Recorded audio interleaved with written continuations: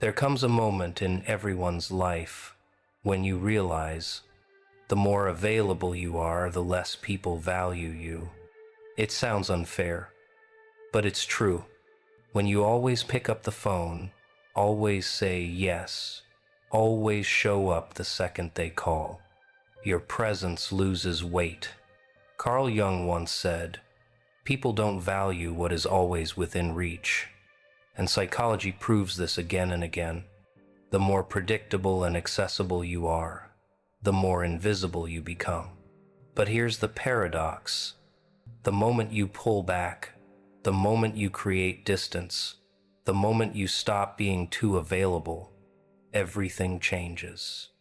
Respect enters the room. Curiosity rises. And suddenly, your silence speaks louder than your constant presence ever did. This video is not about playing games. It's about understanding a deep psychological truth. If you want real respect, you must learn the art of controlled availability.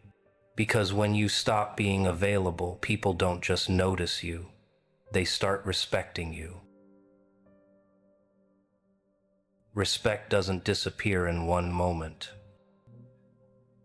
It erodes quietly, silently, like a slow leak in the foundation of a house. And the greatest cause of this erosion is your own availability. Carl Jung once said, "That which is too close to us, we fail to see clearly." It's not only true in psychology, it's true in every relationship of your life. The things people can access without effort, they stop valuing. The things they have to earn, they hold like treasure. Think about it. When someone knows you'll always answer, they stop thinking before they call. When someone knows you'll always forgive, they stop being careful with your heart. When someone knows you'll always show up, they stop appreciating your presence, not because they're cruel, but because you've unknowingly removed the price tag of your presence. And here's the paradox. The more you give, the less they value.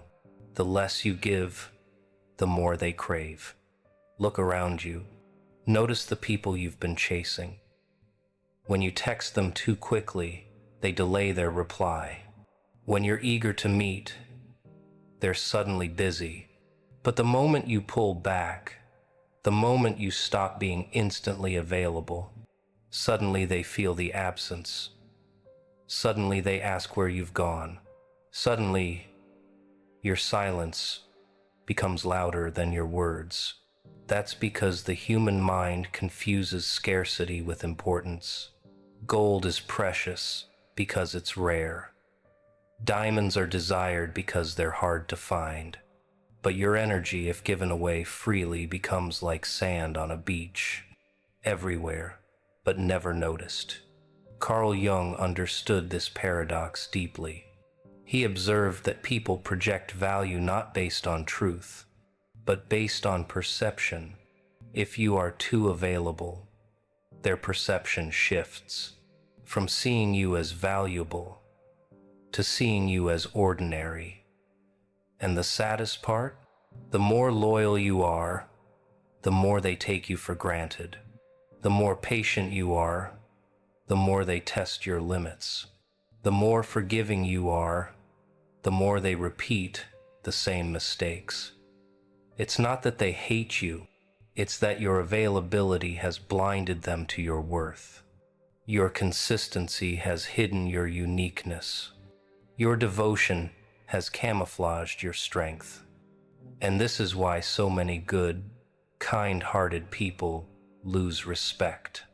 Not because they're weak, not because they lack intelligence, but because they don't understand the brutal truth of human psychology. What is always within reach becomes invisible. The moment you step back, everything shifts. The friend who ignored your calls suddenly wonders why you've gone silent. The partner who took you for granted suddenly fears losing you. The people who overlooked you begin to ask, where did they go?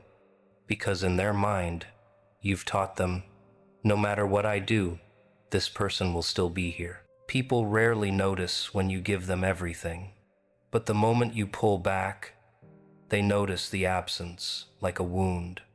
This is the tragedy of human psychology. We value distance more than devotion. Carl Jung pointed out a strange truth. The things closest to us often become invisible. You don't stare at the air you breathe. You don't admire the ground you walk on. You only notice them when they're gone. The same happens with people. When you are always available, answering every call, replying instantly, saying yes even when your soul screams no, you unknowingly teach others a dangerous lesson. Your time is cheap. Your presence is unlimited. Your energy is disposable. And once you've trained people to think this way, their mind adjusts. They stop being grateful. They stop being careful with you. They start assuming you'll always be there, no matter how little they respect you. It's not that they're evil. It's just how the human brain works. Scarcity creates value, and abundance creates blindness. Gold is precious because it is rare. Diamonds are desired because they are difficult to find. But your kindness, if poured without limits, becomes like tap water. Think of the times you chased someone. The more you reached out, the more they pulled back. The more you explained, the less they listened. The more you gave, the less they cared. Why? Because in their mind, you had no mystery left, no edge, no distance. And without distance, there is no respect.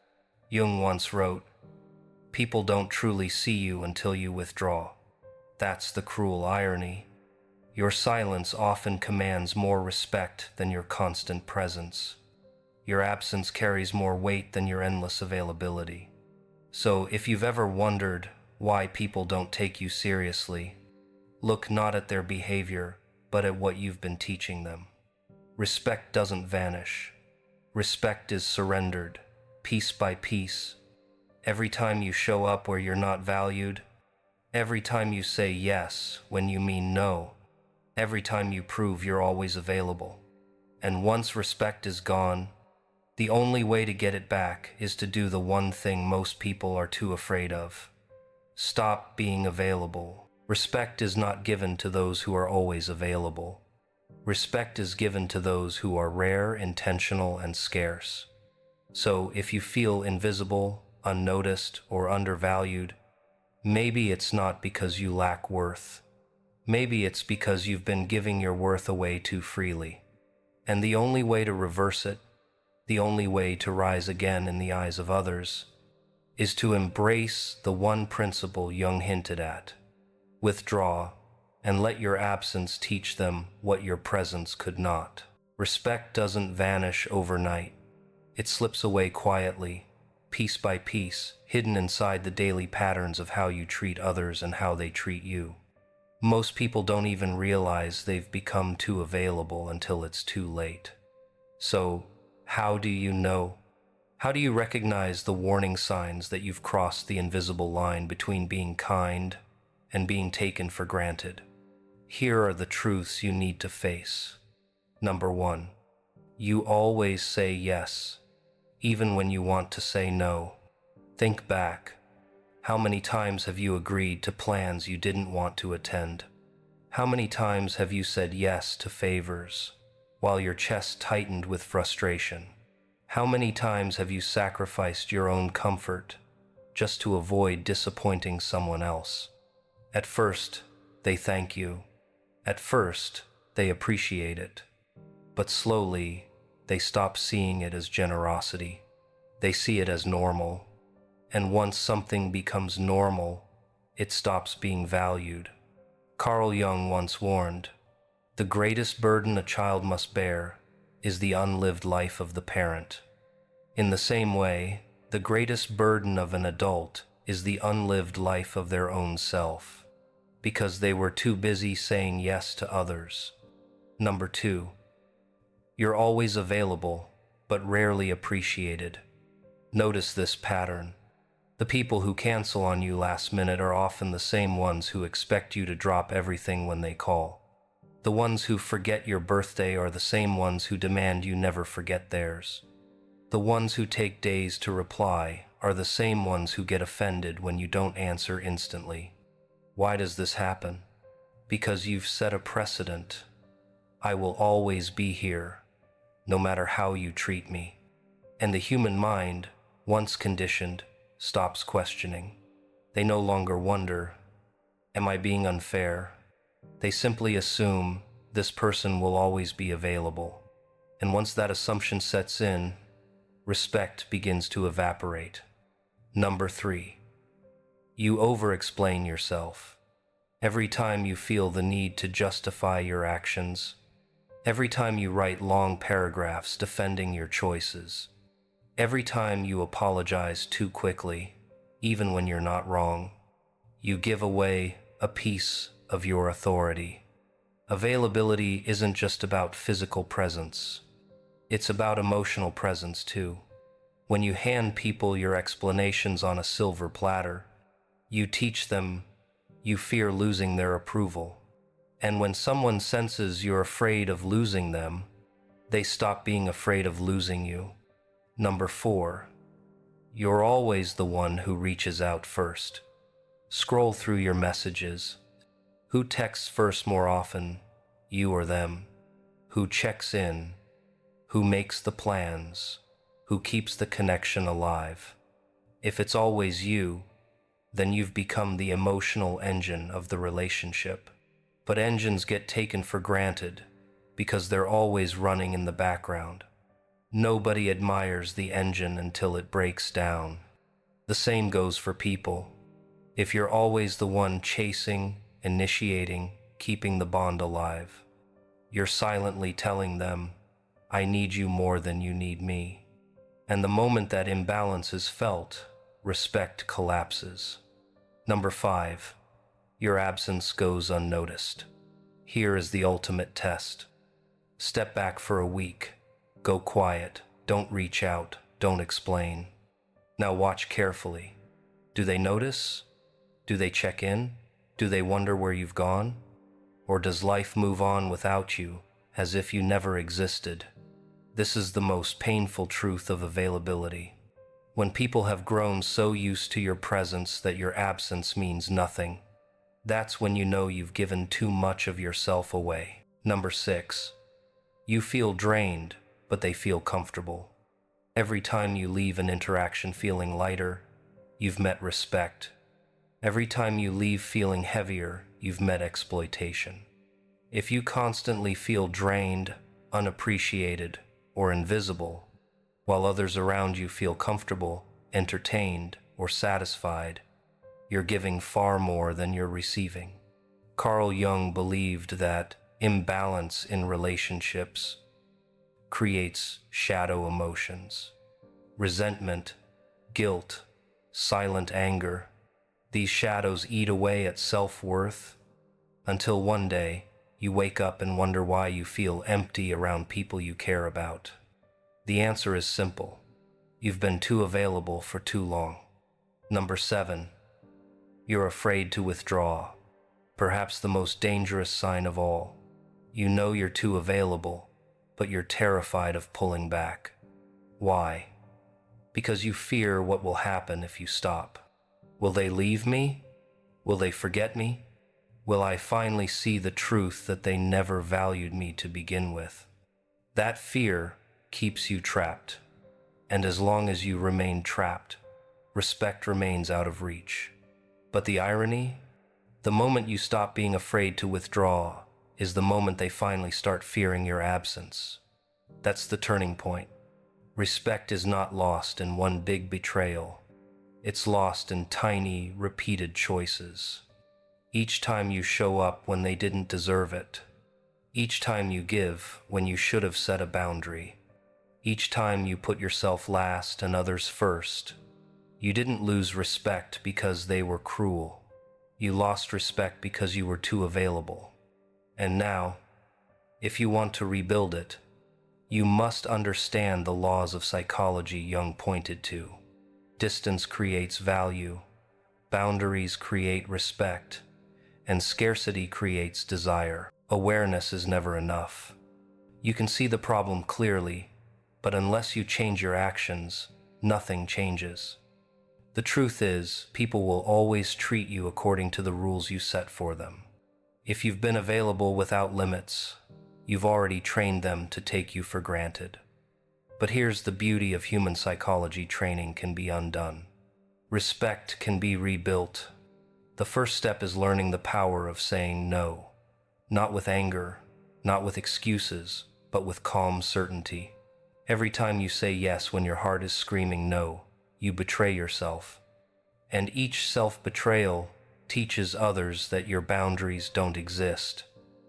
The moment you start honoring your truth, even if it disappoints someone, you silently command respect. Then comes the art of silence. You don't always need to explain, you don't always need to justify, you don't always need to chase. Sometimes the strongest message you can send is through absence. When you stop over-explaining and start trusting your decisions, people begin to sense an authority in you that words can never create. And then, there is scarcity. Human beings value what they can't always have. But when you step back, when you respond slowly, when you choose carefully where to place your energy, people begin to miss you. And in that missing, they rediscover your value. This doesn't mean becoming cold or selfish. It means balancing your giving with self-respect. Spend your energy where it grows, not where it drains you. Protect your time as if it were treasure, because it is. Stop rescuing everyone from their storms, and you'll notice something surprising: those who truly value you will rise to meet you, while those who only used you will quietly fade away. The transformation is not about becoming harsh. It's about carrying yourself with quiet dignity. When you put yourself first without guilt, when you let silence speak for you, when you stop proving your worth and simply embody it, you shift. And when you shift, the world shifts with you. Because the reality is simple: people don't respect those who are endlessly available. They respect those who value themselves enough to choose carefully. And when you finally stop being everywhere for everyone, you start being someone worth respecting everywhere you go. Carl Jung believed that the greatest tragedy of the human soul is not rejection, but self-betrayal. And isn't that what so many of us do? We betray ourselves daily. We smile when we're exhausted. We agree when we want to say no. We show up when our hearts beg us to rest. We become endlessly available, hoping that love, respect, and validation will follow. But here is the cruel paradox. The more we abandon ourselves, the more others abandon us too. The more we try to prove our worth, the less it seems to exist in their eyes. Because availability without boundaries doesn't create connection. It creates blindness, and what is always there is rarely seen. Think about it. The sun rises every day, yet we take it for granted. The air fills our lungs, yet we forget it exists. The water flows freely, yet we barely notice it. Only in absence, when the sky turns dark, when the breath is stolen, when the well runs dry, do we realize how precious those things were. The same is true of you. Your kindness, your presence, your energy, if poured without pause, will slowly lose its value in the eyes of others. They won't see you, not because you are unworthy, but because you are too available. So what happens when you step back? Something remarkable. Silence speaks where words never could. Distance creates gravity. Suddenly, people pause. They notice the gap your absence leaves. They measure the weight of your presence in ways they never did before. The friend who dismissed you begins to wonder where you've gone. The partner who ignored you starts to reflect. The people who overlooked you finally feel the emptiness of your withdrawal. And in that emptiness, respect is reborn. But here's the deeper truth. This transformation is not about them. It's about you. It's about the moment you finally realize that your life is not a marketplace where your worth is bartered through endless availability. It's about recognizing that your time, your energy, your presence are sacred currencies. They are not to be wasted. They are to be invested carefully, wisely, intentionally. Respect doesn't start when others finally see you.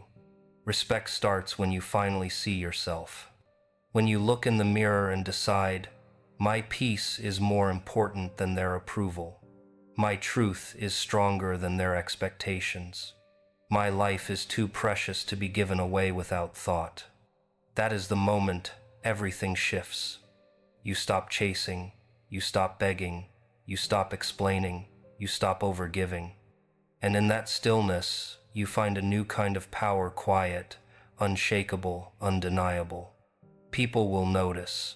Some will grow uncomfortable, some will drift away, but the ones who remain will be different. They will meet you at the level of respect you set for yourself. They will treat you not as background noise, but as a presence that matters. So if you feel unseen, unloved, disrespected, withdraw, not with bitterness, but with dignity, not in anger, but in clarity.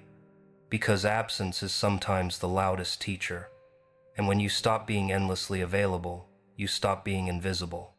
You become rare, you become intentional, you become someone whose presence cannot be ignored. And maybe, just maybe, that is what Carl Jung wanted us to understand all along. The journey of the soul is not about pleasing the world, but about honoring yourself. And once you honor yourself, the world has no choice but to honor you too. So stop being everywhere for everyone. Start being someone worth waiting for, someone worth respecting, someone who doesn't need to demand worth because their very being radiates it. Respect is not something you beg for. Respect is not something you chase. Respect is the natural response to a person who finally chooses themselves. And the first step to being respected is to stop being endlessly available.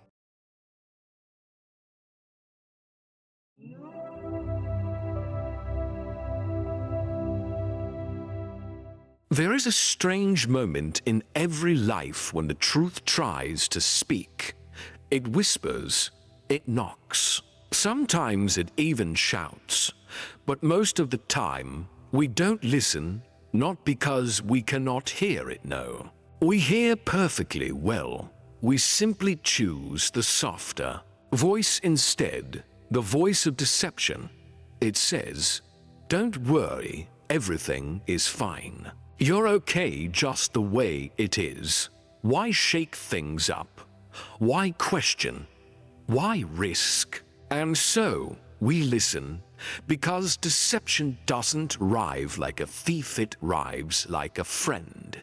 It strokes your fear, calms your doubts, reassures your restless heart with lullabies of comfort. And you welcome it, as if it were a blanket against the cold winds of reality. But here's the danger. While it comforts, it also chains you. Every time you accept a lie, whether it's the lie that you're happy when you're not, that you still have plenty of time while the clock keeps racing, or that someday you'll finally start living, you give away a little piece of yourself. And piece by piece, you disappear. Look around. How many people wake each morning with the quiet ache of knowing they are pretending? How many smiles hide resentment? How many dreams die quietly in the dark, never spoken out loud because pretending feels safer? It's not that the truth is unavailable. It's not hiding in some cave or locked in a book you can't access. The truth is simple, harsh, and ever-present. But it burns, and we'd rather press snooze on reality than live with the sting of waking up. So what happens? Days melt, weeks blur, years vanish politely, carrying away every maybe later you whispered to yourself, until regret becomes the only truth you cannot silence. Nietzsche said that most people don't fear lies, they fear what comes after. The lies are gone, because then you must finally see yourself naked, unmasked, responsible. So we welcome deception, not because we're fools, but because we're human. And being deceived feels easier than being alive. But here's the question you'll one day have to face. How long can you hide inside a lie before it begins to hide you from yourself? 1. Why we welcome deception so willingly. We humans are curious creatures. We claim to love the truth, worship honesty, and despise liars. But look closely. Most of the lies in our lives are not told to us by strangers. They are manufactured, polished, and delivered by us to ourselves. And we embrace them with open arms. It starts small. A quiet voice in the head says, "This isn't what you want." But before that voice completes its sentence, another one softer, sweeter interrupts. Don't overthink. It's enough. At least you have stability. Others would kill for this. See how quick we are to negotiate with ourselves, to turn dissatisfaction into gratitude, longing into guilt, restlessness into silence. We aren't just deceived, we are complicit in the deception. Why? Because facing the truth is expensive. The truth asks too much of us. To admit that you hate your job means you must summon the courage to change it, maybe risking comfort, money, approval. To admit your relationship is hollow is to step into loneliness, confront heartbreak, and rebuild from scratch. To admit your dreams still haunt you is to abandon the excuses that have protected you for years. Truth demands transformation. Lies demand nothing at all, and so deception slips in disguised as mercy. It strokes your wounds and says, "You don't need to change. You're fine as you are. Just relax." It feels kind.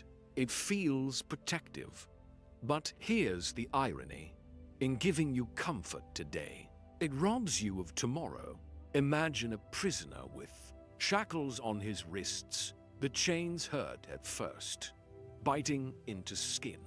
But give him enough time, and the pain dulls. The iron begins to feel like part of the body. The prisoner can no longer imagine walking without the weight. What was once agony becomes normal. What is normal becomes invisible. That's what deception does. It hurts a little at the beginning, you know it doesn't sit right deep down, but when repeated daily, it blends into your life's wallpaper. You stop questioning. Soon, deception evolves from a visitor into a roommate. And one morning, you can't remember a time it wasn't there. This is why comfort is so dangerous. Comfort doesn't force you to resist. It convinces you there is nothing to resist. Psychologists call this cognitive dissonance. When reality doesn't match your values or desires, instead of confronting the painful gap, your mind bends the narrative. This isn't what I dreamt of. But who really gets their dreams? Or sure, I'm unhappy, but at least I'm safe. Each rationalization is a tiny patch sewn over the rips in your soul. It covers, but never repairs. And strangely, we don't just embrace these rationalizations. We defend them. Notice how defensive people get when you prod too close to their sleeping truth. Ask someone if they love their career, and watch them grow irritated. Point out the cracks in someone's relationship, and suddenly you become the villain for overstepping. It's not that they don't see the cracks, it's that they've built their identity around ignoring them. And unpacking the house of lies feels too terrifying. Nietzsche's warning becomes clear here. Human beings crave illusions, not because they are fools, but because illusions are anesthetics. They numb the harshness of reality. They let you keep smiling without pulling down the fragile structures of your life. But what anesthetic cannot do is heal. Here's the tragedy. The lies you welcome with love do not love you back. They don't serve you. They serve your fear. The fear of being alone. The fear of failing while trying. The fear of looking foolish. The fear of responsibility. And so, you reach for the soothing lie instead of the painful truth. It's like reaching for candy instead of real food, sweet, delightful, comforting. But slowly, it hollows you from the inside. You forget the sugar was never nourishment. Think about your mornings. Maybe you wake up tired, dreading the day, but you convince yourself that this is adulthood and that everyone hates mornings. You silence the alarm clock of your life by normalizing the pain. That's deception in its cleverest disguise, not denial of the suffering, but explaining it away as normal. By normalizing the ache, you stop looking for the antidote. You convince yourself that aching is simply living. And that is exactly how deception wins. Not through loud lies, but through subtle agreements you sign silently every single day. So why do we welcome deception so willingly? Because it feels safer than truth. Because it spares us from the burden of change. Because it allows us to stay loved, approved of, comfortable, and unchallenged. But comfort at that cost is not comfort at all. It is surrender dressed in silk, and you, of all people, were not born to surrender to the silent price we pay for lies. Lies feel soft when you first touch them. They cushion the sharp edges of reality. They soothe the ache of longing. They tuck you into bed like a lullaby. But comfort always has a bill, and deception, that gentle friend, is also a ruthless debt collector. The price you pay isn't loud. It doesn't show up as an alarm bell or a sudden collapse. It creeps in silently, takes little pieces of you day after day, until one morning you wake up and realize you've been robbed blind. What do we lose? Let's count. First, we lose time. Every day lived inside a lie is a day unlived. Hours vanish while you convince yourself you're happy enough, safe enough, stable enough. You watch months slide past like water down a drain because you never dared to ask if they could be more. The most silent, most fatal theft. The years you will never get back.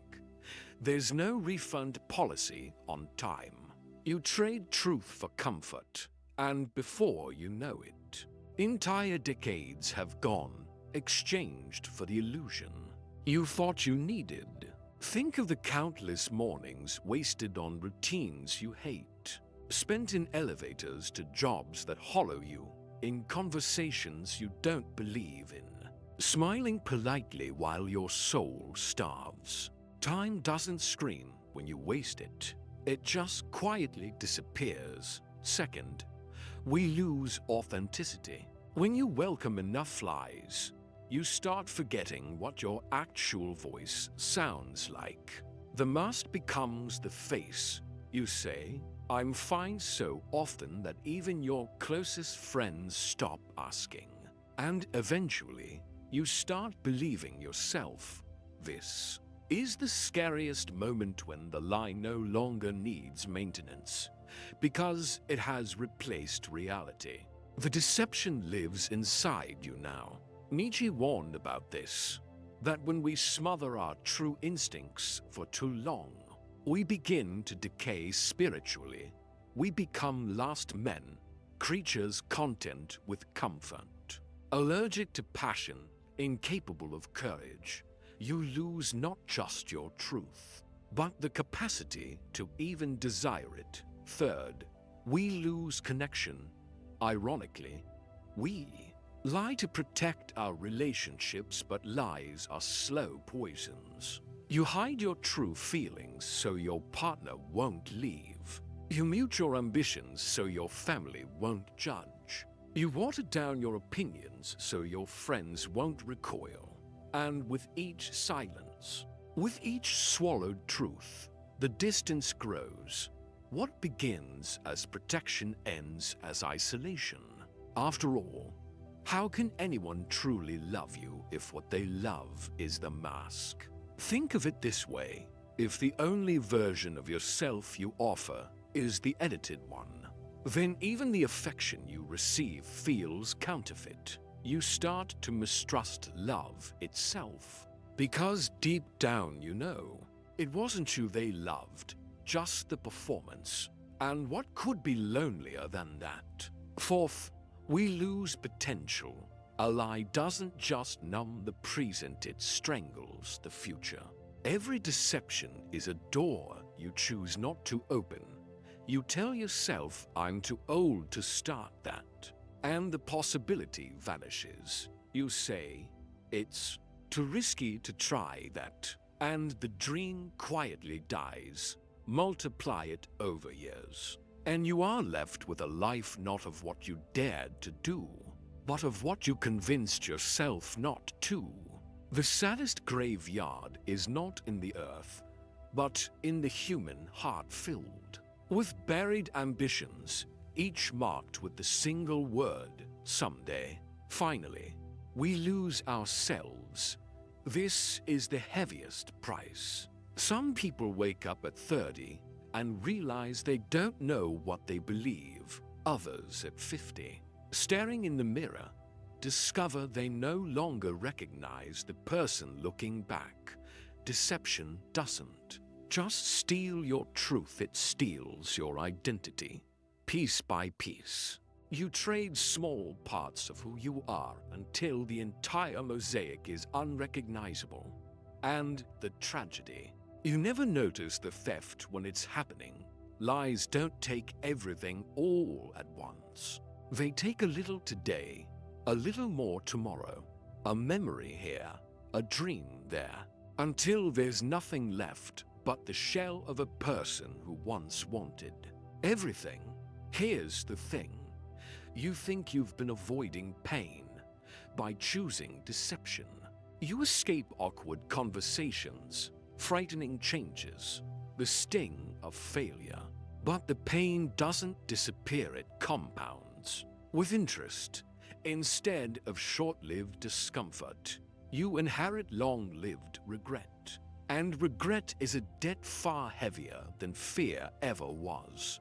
The worst part is not the years lost, or the dreams abandoned, or even the relationships fractured. The cruelest cost of all is that by living in lies for too long, you lose the ability to imagine truth. When comfort imprisons you completely, you no longer dream of freedom.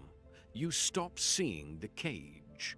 And that's when deception smiles. It doesn't need to fight you anymore. It has won. 3. The hidden costs of living a lie. Lies do not come free. They arrive with welcoming smiles, wrapped in comfort, but hidden behind their backs is a silent invoice. The trouble is, the cost is never obvious up front.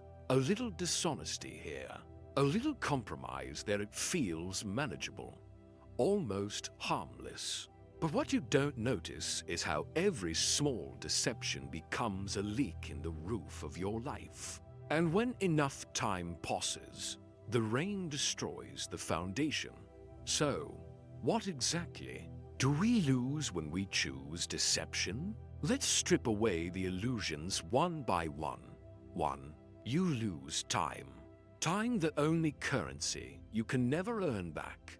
Every day lived in a lie is a day unlived. We tell ourselves, just until things settle, just until the timing is right. But years pass quickly inside deception's embrace. Suddenly, you're 5 years into a career you swore you'd just try for a while. 10 years into a relationship that stopped feeling alive long ago. 2 decades into a life carefully maintained, but never truly lived. Lies are patient, they don't steal in bursts. They drain you drop by drop, like sand slipping quietly through an hourglass, until one morning you look back and whisper, where did it all go? -2. You lose authenticity. Every time you swallow your voice, dampen your truth, or nod in agreement when your heart is screaming to dissent, you trade authenticity for acceptance. You wear masks so often that the mask becomes indistinguishable from your face. And here's the tragedy. You start to forget what your real smile feels like, what your unfiltered opinions sound like. Nietzsche warned about this becoming the last man, content in his illusions, too afraid of discomfort, to risk authenticity. To live like this is not just self-deception, it's self-erasure. The greatest betrayal isn't lying to others. It's lying so long that you lose the map back to yourself. 3. You lose connection. Ironically, we welcome deception to keep our relationships intact. We stay quiet to maintain peace. Fake contentment to avoid conflict. Hide parts of ourselves so others won't reject us. But those choices create a hollow connection. Because if the version of yourself you present is edited and muted, then the love, approval, or friendship you receive is not truly yours, it belongs to the mask. And no matter how many people surround you, that knowledge breeds loneliness. Connection without authenticity is like drinking salt water. It looks like it quenches thirst. But the more you drink, the thirstier you become. -4. You lose joy, not excitement, not distraction, not fun nights out or the dopamine hit of scrolling. Real joy, the kind that radiates from living aligned with truth. Lies starve you of this joy because every act of deception instructs you to settle. Settling slowly numbs your spirit. Day by day, life feels less vibrant. Music you loved feels flat. Work feels draining instead of energizing. Even victories feel hollow because they weren't won for you. They were won for the version of you running on autopilot. You didn't just lose joy, you misplaced the very capacity for it. -5. You lose courage. Every compromise erodes your boldness. You tell yourself, I'll speak up next time. But next time never comes. Each silence weakens the muscle of bravery, until one day courage feels like some exotic quality other people have, not you. The tragedy, courage isn't lost, it's slowly anesthetized by routine compliance. Courage is like fire. Leave it unattended, and it doesn't explode. It fades into ash. Living in lies leaves you timid, risk-averse, and fragile. -6. Finally, you lose yourself. This is the ultimate cost, and the most devastating. Ask an older man in his 60s who followed the rules, worked the job, played the part, kept his head down. Ask him why his eyes look glassy at dinner tables, why his laughs sound like echoes instead of eruptions. He'll tell you what the years of deception took. his identity, the cruelest part. He didn't even notice when it happened. Deception doesn't steal in one blow, it chips away, quietly, like the sea against a cliff. One day, you stop recognizing the reflection in the mirror, and that moment breaks you more than any storm ever could. So, yes, the lies are seductive, beautiful even. They promised you safety. They promised you belonging. But they took pieces of you in silence. Time, authenticity, connection, joy, courage, and finally your true self. A debt collector that leaves you empty, right at the moment you realize the bill is due. But here's the secret they never tell you. You can't stop adding to that debt. The costs may be heavy, but the truth is always waiting, undaunted, patient, untouched by years of neglect. And as soon as you step toward it, even trembling, you reclaim the very things deception stole. That's the paradox. Truth terrifies because it asks for courage, but it's also the only currency through which you can buy your freedom back. The hidden costs of lies are devastating, but the profit of truth, that is immeasurable. For the fear of truth, terror disguised as liberation. The truth, just the word alone, can feel heavy. Count it. It doesn't caress you like deception, it confronts you. It doesn't lull you into comfort, it rattles your bones. And that terrifies us. If lies are the warm blanket we wrap around ourselves, truth is the cold morning air that rips the covers away. Most people spend their lives avoiding that chill. They don't realize it's not the cold that kills, it's suffocating under the blanket forever. Why does truth scare us so deeply? Because it exposes. It strips away the masks, the excuses, the carefully curated narratives. And standing naked before yourself is the most vulnerable act of all. It's not the world's judgment we fear most, it's our own.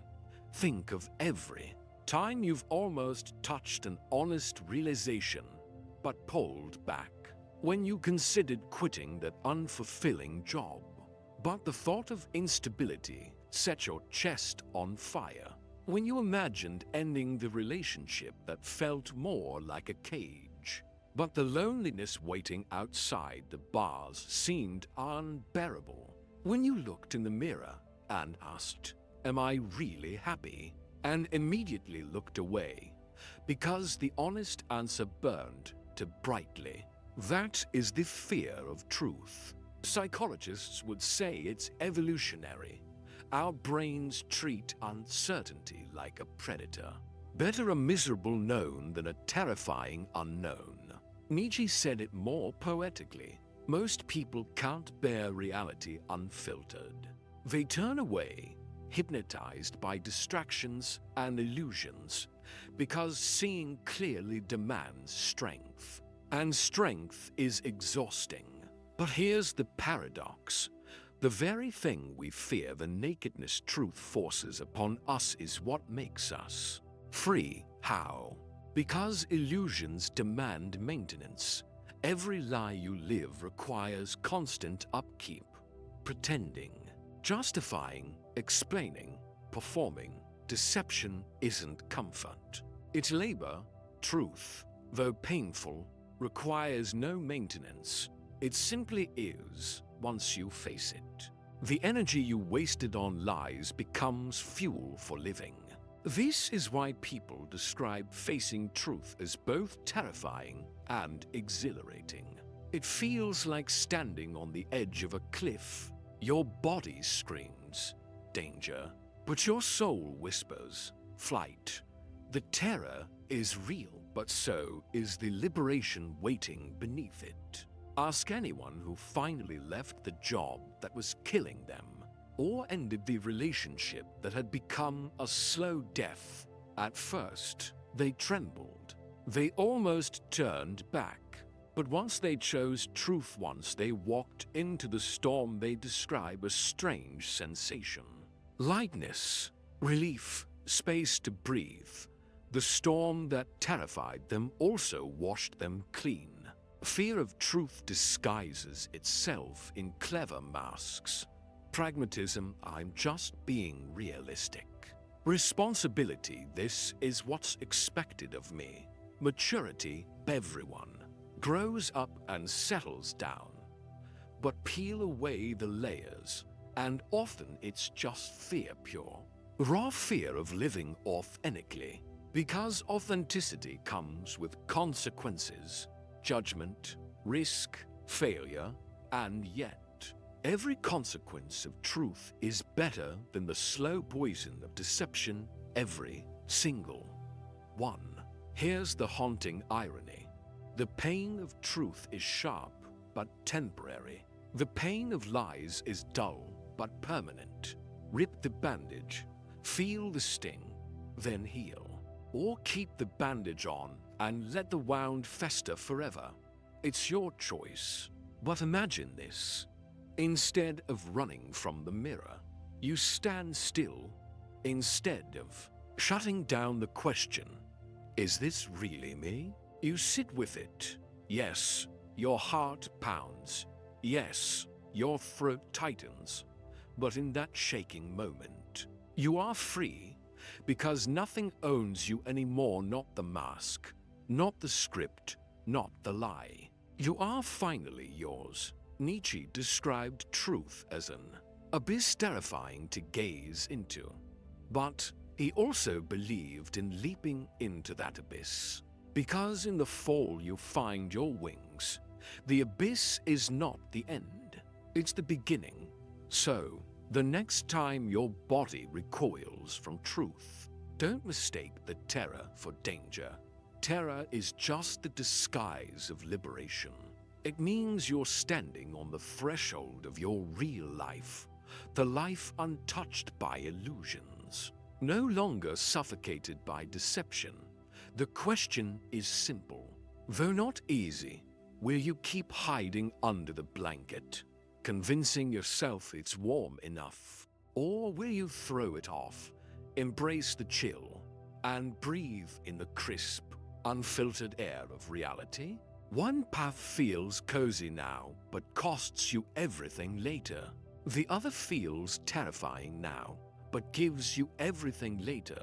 The fear of truth is real, but so is the freedom it hides. 5. The path forward, living in truth, so here you stand on the threshold. Truth calling louder than ever, the cage door open, the fog thinning. The realization is both thrilling and terrifying. Deception no longer controls you, unless you let it. But what now? How do you not just awaken to truth but actually live it? Here's the secret. You don't need to blow up your whole life tomorrow. The path forward isn't a single leap, it's a series of steps, each soaked in honesty. Step 1. Practice radical self-honesty. This means asking yourself questions and refusing the temptation of polished answers. Am I fulfilled? Do I like the person I am when I'm alone?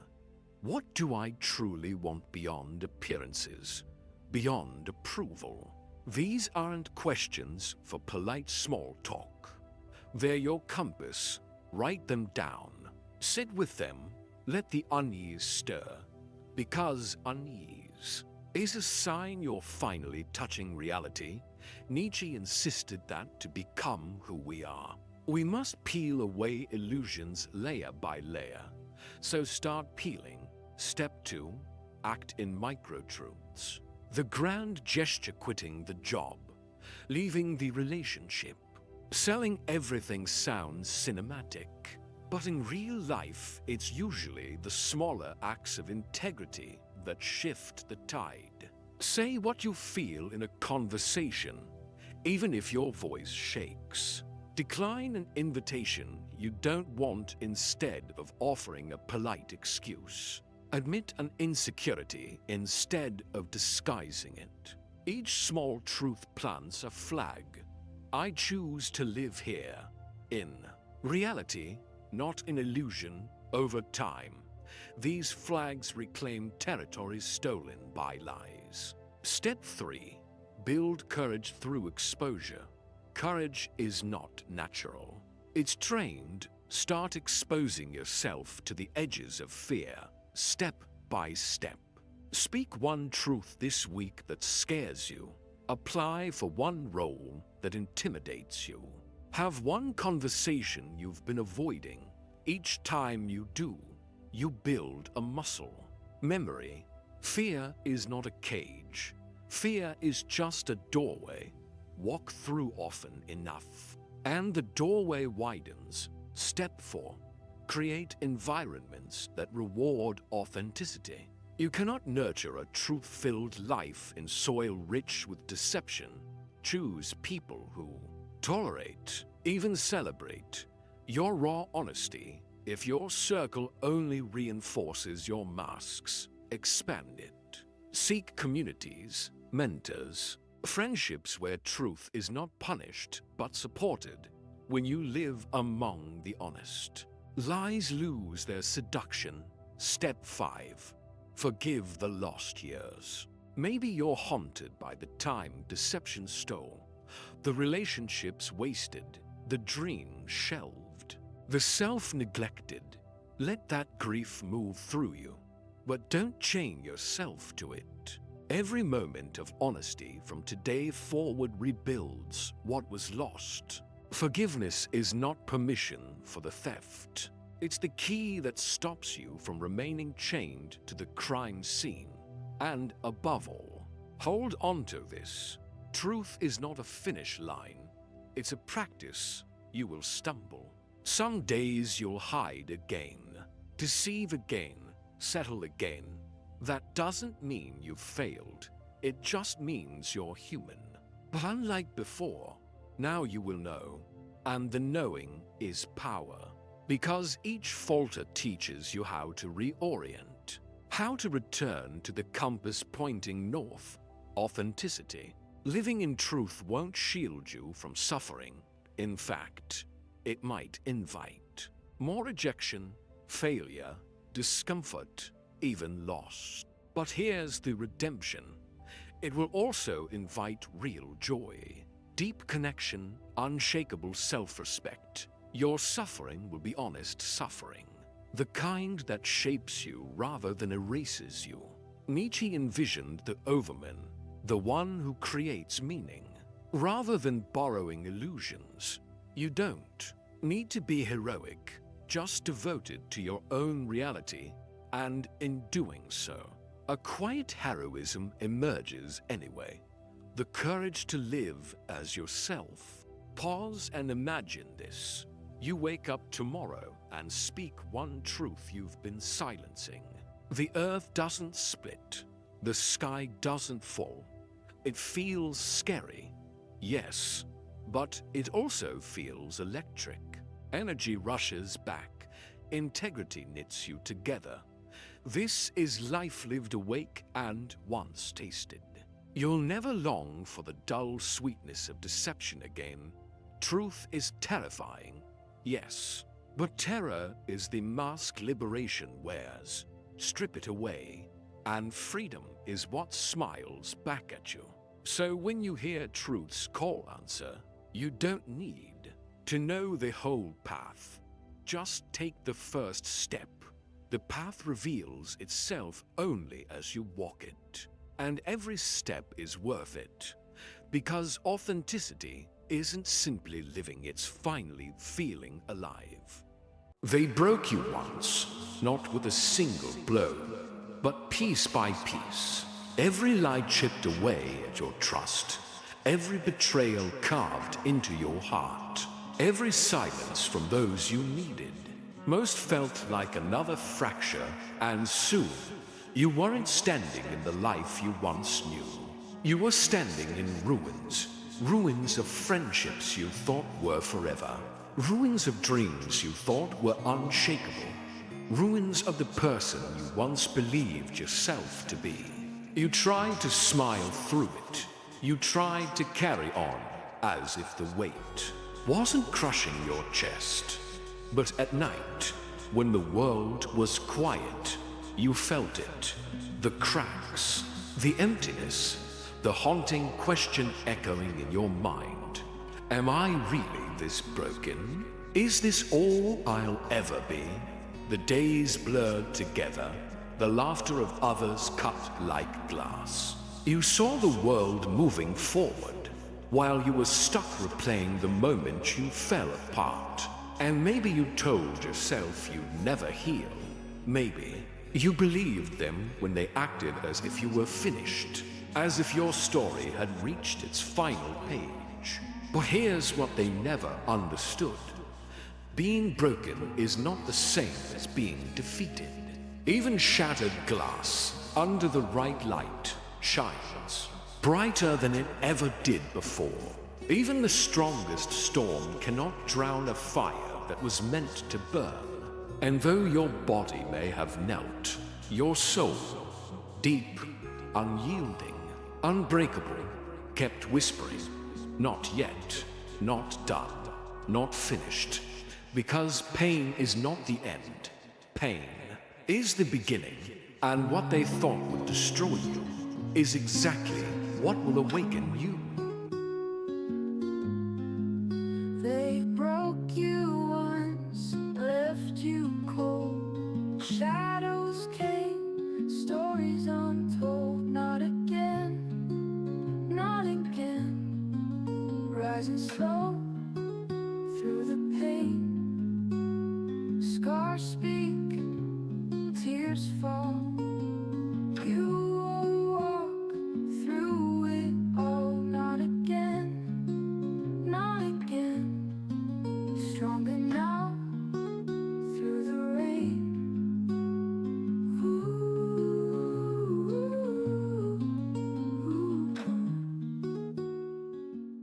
They broke you once, and maybe the world believed you would never rise again.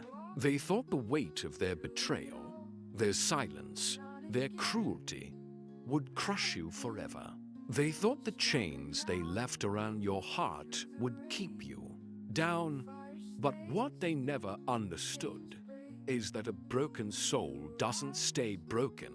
It learns, it remembers, it rebuilds itself, sharper, stronger, unstoppable.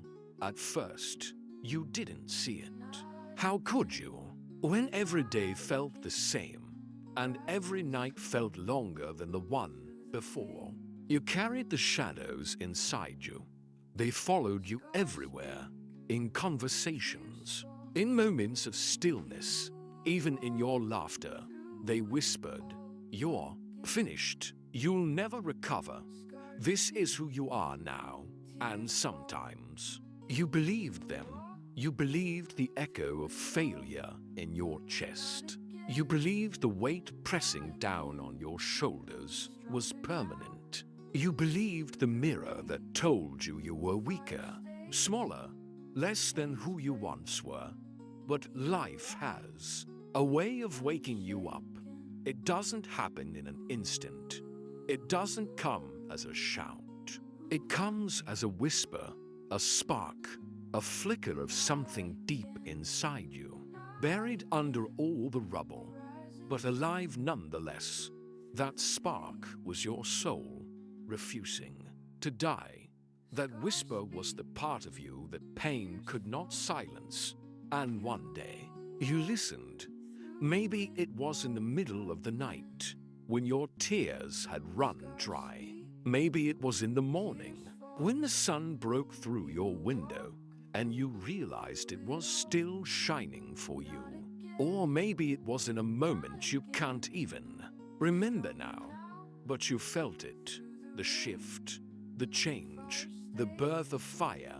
At first, it was small, a decision to stand up when everything told you to stay down, a choice to take one step forward. Even though your legs trembled, A refusal to believe the voice that told you you can't. But fire, once lit, doesn't stay small for long. It grows, it spreads, it devours every chain that tried to hold you back. It burns away every lie they fed you. It consumes the version of you that was built from their cruelty, and it reveals the person you were always meant to be. You began to see clearly. You began to remember who you were before they broke you. And more importantly, you began to discover who you were meant to become because of it. Not a weaker version of yourself. Not a victim trapped in the past, but a warrior forged by pain, sharpened by loss, crowned by resilience. The same cracks they left in your heart, they became windows for the light to shine through. The same wounds they thought would scar you forever, they became the very proof of your survival. Every scar whispered, "I'm still here. I'm still standing. I'm still alive." And in that realization, something powerful happened. You stopped begging for them to understand. You stopped waiting for them to come back. You stopped wishing the past could be undone, because you finally understood. Their betrayal was your liberation. Their cruelty was your catalyst. Their attempt to break you became the very reason you rose. And when you rose different, not soft, not fragile, not naive. You rose like fire, like thunder, like a storm no one can stop. They thought they had defined you, but now you define yourself. They thought they had destroyed your story, but now you are writing chapters they could never imagine. They thought you would remain in the ashes, but you built a throne from them instead. Listen closely. Every time you choose to keep going, you are spitting in the face of every voice that ever told you you can't. Every time you stand tall, you are proving them wrong. Every time you speak your truth, you are shattering the prison they tried to build around you. And the best part, they will have to watch. They will have to see the person you've become. The person they could never destroy. The person who turned pain into power, wounds into wisdom, scars into strength. You are not the same as before. You don't love the same. You don't love the same. You don't live the same. Because pain changed you. And thank God it did. It stripped away illusions. It burned away weakness. It forced you to meet the version of yourself you never knew existed. Now you walk differently, not with hesitation, but with purpose, not with fear, but with fire in your veins, not with doubt, but with certainty that no storm can take you down again.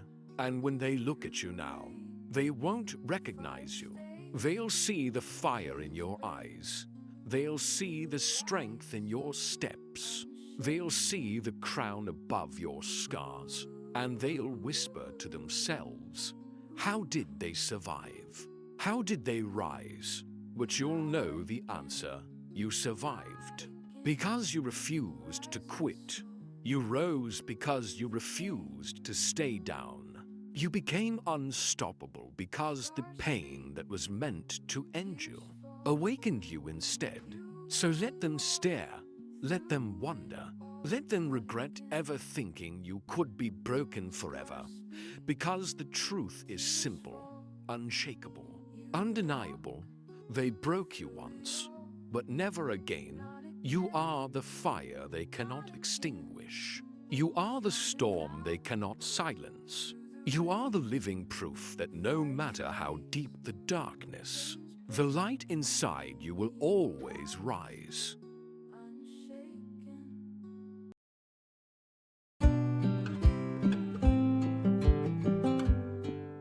They broke you once, But when you rose, you didn't rise quietly, you didn't rise the same. You rose like thunder after silence, like lightning splitting the sky, like a storm no one could prepare for. And here's the thing they'll never understand. You didn't just survive, you transformed. You didn't just heal, you evolved. You didn't just rise, you became unbreakable. Every step you take now is a declaration. Every breath is resistance. Every heartbeat is a war drum announcing, I am still here. I am stronger than ever. Think about it. They tried to bury you, but they forgot you were a seed. They tried to silence you, but they forgot silence only makes the roar louder when it comes. They tried to shatter you, but they forgot broken glass still cuts deeper than whole.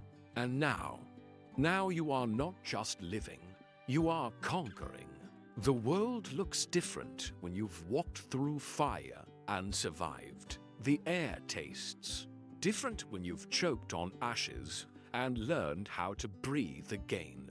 Life feels different when death of your spirit was so close. But you chose life instead. Look at yourself now, stronger, sharper, untouchable. Not the same person who once begged for love, for acceptance, for understanding. No, that version of you is gone, burned away in the flames of betrayal. The one standing here today carries scars like armor. The one standing here today who wears pain like a crown. And the best part? They can't touch you anymore. Not with their lies, not with their betrayal, not with their absence. Because you've built something no one can destroy, a foundation inside yourself. Your worth is no longer tied to their approval. Your power is no longer chained to their presence. Your peace is no longer stolen by their actions. You carry your own light now, and it's brighter than anything they could ever dim. Remember this, once you've walked through hell, nothing on earth can scare you. Once you've been broken and rebuilt, no blow can destroy you. Once you've faced the end and chosen to rise, nothing can ever hold you down again. So walk forward boldly, speak without fear, live without apology, love without permission. You are not the echo of who they tried to make you. You are the roar of who you became despite them. You are the proof that pain is not the enemy. It is the architect of strength. They broke you once, yes, but now you are unbreakable. Now you are untouchable. Now you are unstoppable, and they will see it. Oh, they will see it. They'll see it in the fire in your eyes. They'll see it in the power in your voice.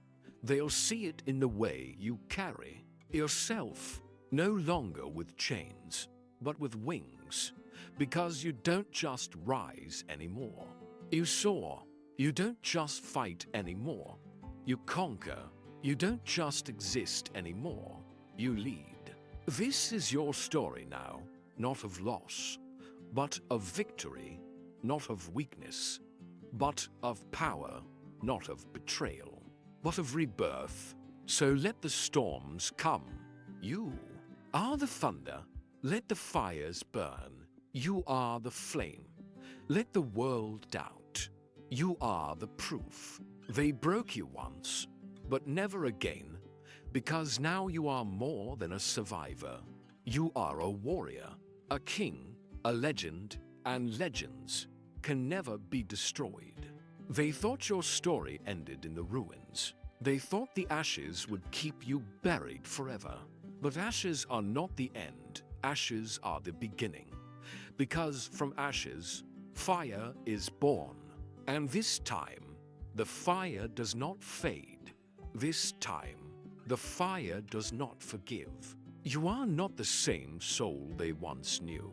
That fragile heart, burned away, that gentle silence, torn apart, that old version of you, the one who trusted too easily, loved too openly, bent too quickly, is gone.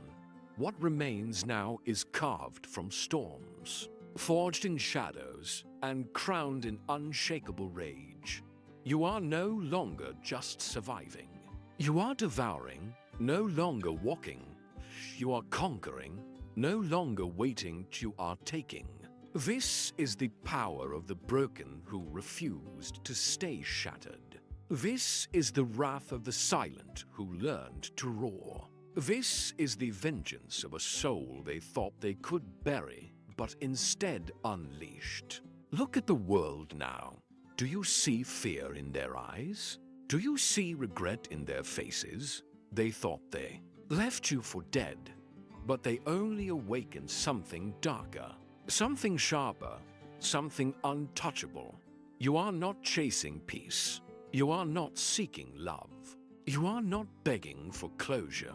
No, you are claiming territory. You are writing history. You are building a throne from the bones of your pain. And that throne, it does not tremble. It does not crack. It does not fall.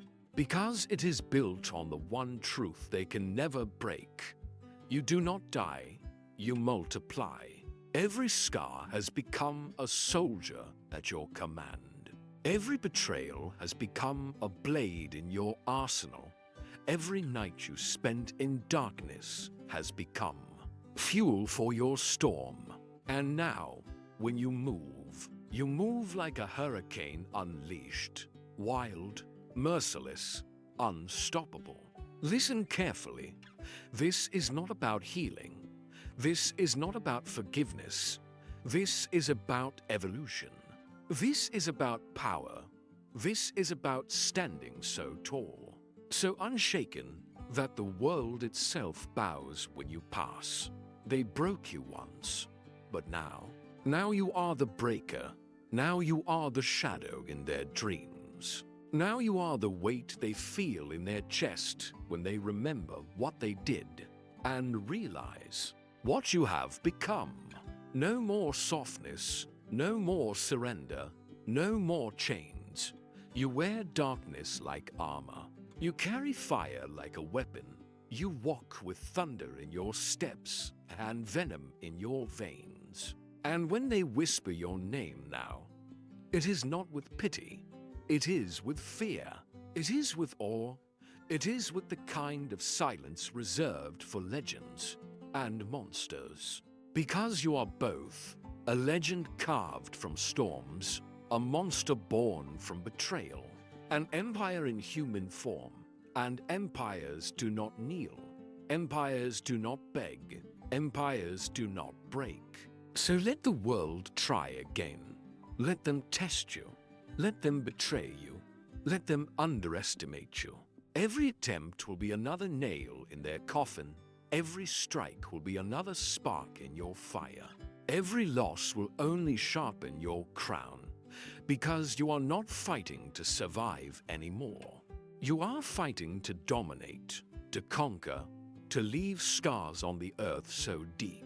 Time itself will never erase them, and when history remembers you, it won't say they suffered. It won't say they were broken. It will say they rose. They ruled. They never bowed again. This is the end of your weakness. This is the death of your fear. This is the birth of something they cannot name, cannot tame, cannot kill. You are not just alive. You are eternal. You are not just strong. You are unshakable. You are not just free. You are the storm that freedom fears. So let them run. Let them hide.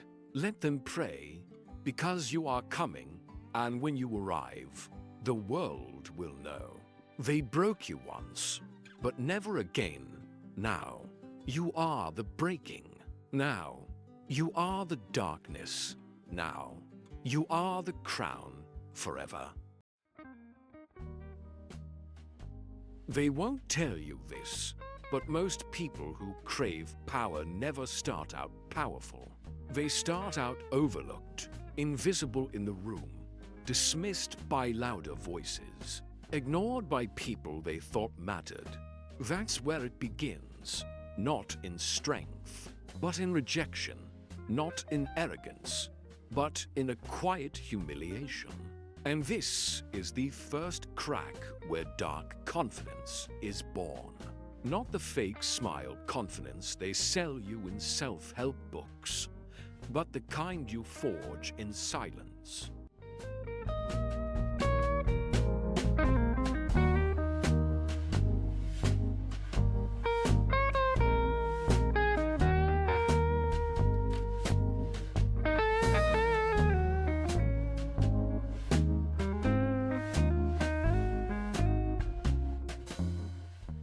While staring at a ceiling at 3 a.m. wondering why no one respects you, Machiavelli understood this better than anyone. He knew the desire to rise isn't always noble. Sometimes it's personal. Sometimes you want to win not because you love the game, but because you want to prove that you were never small. This is the kind of confidence that grows in shadows. It doesn't beg to be liked. It learns how people work. It memorizes every insult and turns it into fuel. It stops asking for permission. It stops needing applause, and instead, it starts preparing. Machiavelli wasn't a villain. He was a mirror. He didn't create power games. He simply exposed the ones already happening behind closed doors. He watched the kings and popes pretend to be moral while assassinating rivals. He saw kindness used as camouflage and loyalty used as bait. He realized that to truly understand power, you had to stop judging it. You had to watch it like a scientist watches a predator. And this is where psychology becomes your weapon. Machiavelli believed people are predictable. They want safety, they want status, they want to feel important. And if you give them the illusion of those things, they will follow you, even if they secretly hate you. Even if they suspect you're manipulating them, they will stay. Because the world is full of people more afraid of instability than they are of lies. So Machiavellian confidence is not about being loud. It's about being calm when everyone else is panicking. It's about saying less and watching more. It's the art of pretending to be weak while gathering strength. It's the cold patience of someone who knows their moment will come. Because when you know how people think, you don't need to force control. You can make them hand it to you and thank you for it. Machiavelli wasn't a villain. He was a mirror. He didn't create power games. He simply exposed the ones already happening behind closed doors. He watched the kings and popes pretend to be moral while assassinating rivals. He saw kindness used as camouflage and loyalty used as bait. He realized that to truly understand power, you had to stop judging it. You had to watch it like a scientist watches a predator. And this is where psychology becomes your weapon. Machiavelli believed people are predictable. They want safety, they want status, they want to feel important. And if you give them the illusion of those things, they will follow you, even if they secretly hate you. Even if they suspect you're manipulating them, they will stay. Because the world is full of people more afraid of instability than they are of lies. So Machiavellian confidence is not about being loud. It's about being calm when everyone else is panicking. It's about saying less and watching more. It's the art of pretending to be weak while gathering strength. It's the cold patience of someone who knows their moment will come. Because when you know how people think, you don't need to force control. You can make them hand it to you and thank you for it. Dark confidence is not heartless, but it is ruthless. It doesn't act out of rage. It acts out of clarity. Machiavelli taught that mercy can be more dangerous than cruelty, because people don't fear mercy, but they remember calculated punishment, not chaos, not random violence, but carefully chosen moments that send a message. It's not about being feared for the sake of fear. It's about establishing consequence, so that your silence carries weight, so that your boundaries become law. Because without consequence, power dissolves. People test the limits of every leader, every partner, every friend, and if they find those limits flexible, they push. Until you're just another nice person everyone ignores. Machiavellian confidence is not about yelling or dominating. It's about precision. It's knowing when to disappear and when to strike. It's never wasting energy on proving your strength. You demonstrate it once, at the right time. And after that, people never forget. Because when power is quiet and deliberate, it becomes unshakable. This is the part most people can't handle. They want to be liked more than they want to be respected. They want peace more than control. But you can't lead and please at the same time. You have to choose. Niceness is not always kindness. And Machiavelli knew that the world is full of people hiding behind smiles. They say yes when they mean no. They flatter when they want to betray. They help when it benefits them. And this creates a strange kind of warfare, not with swords, but with silence, suggestion, charm, and guilt. Machiavelli warned that the most dangerous people are not the ones who attack you, but the ones who make you lower your guard. Because dark confidence isn't loud and arrogant. It's subtle. It knows how to use kindness as strategy. How to offer something first so that the other person feels indebted. It understands reciprocity isn't moral, it's tactical. When you act nice, people reveal themselves. They underestimate you. They confess things they shouldn't.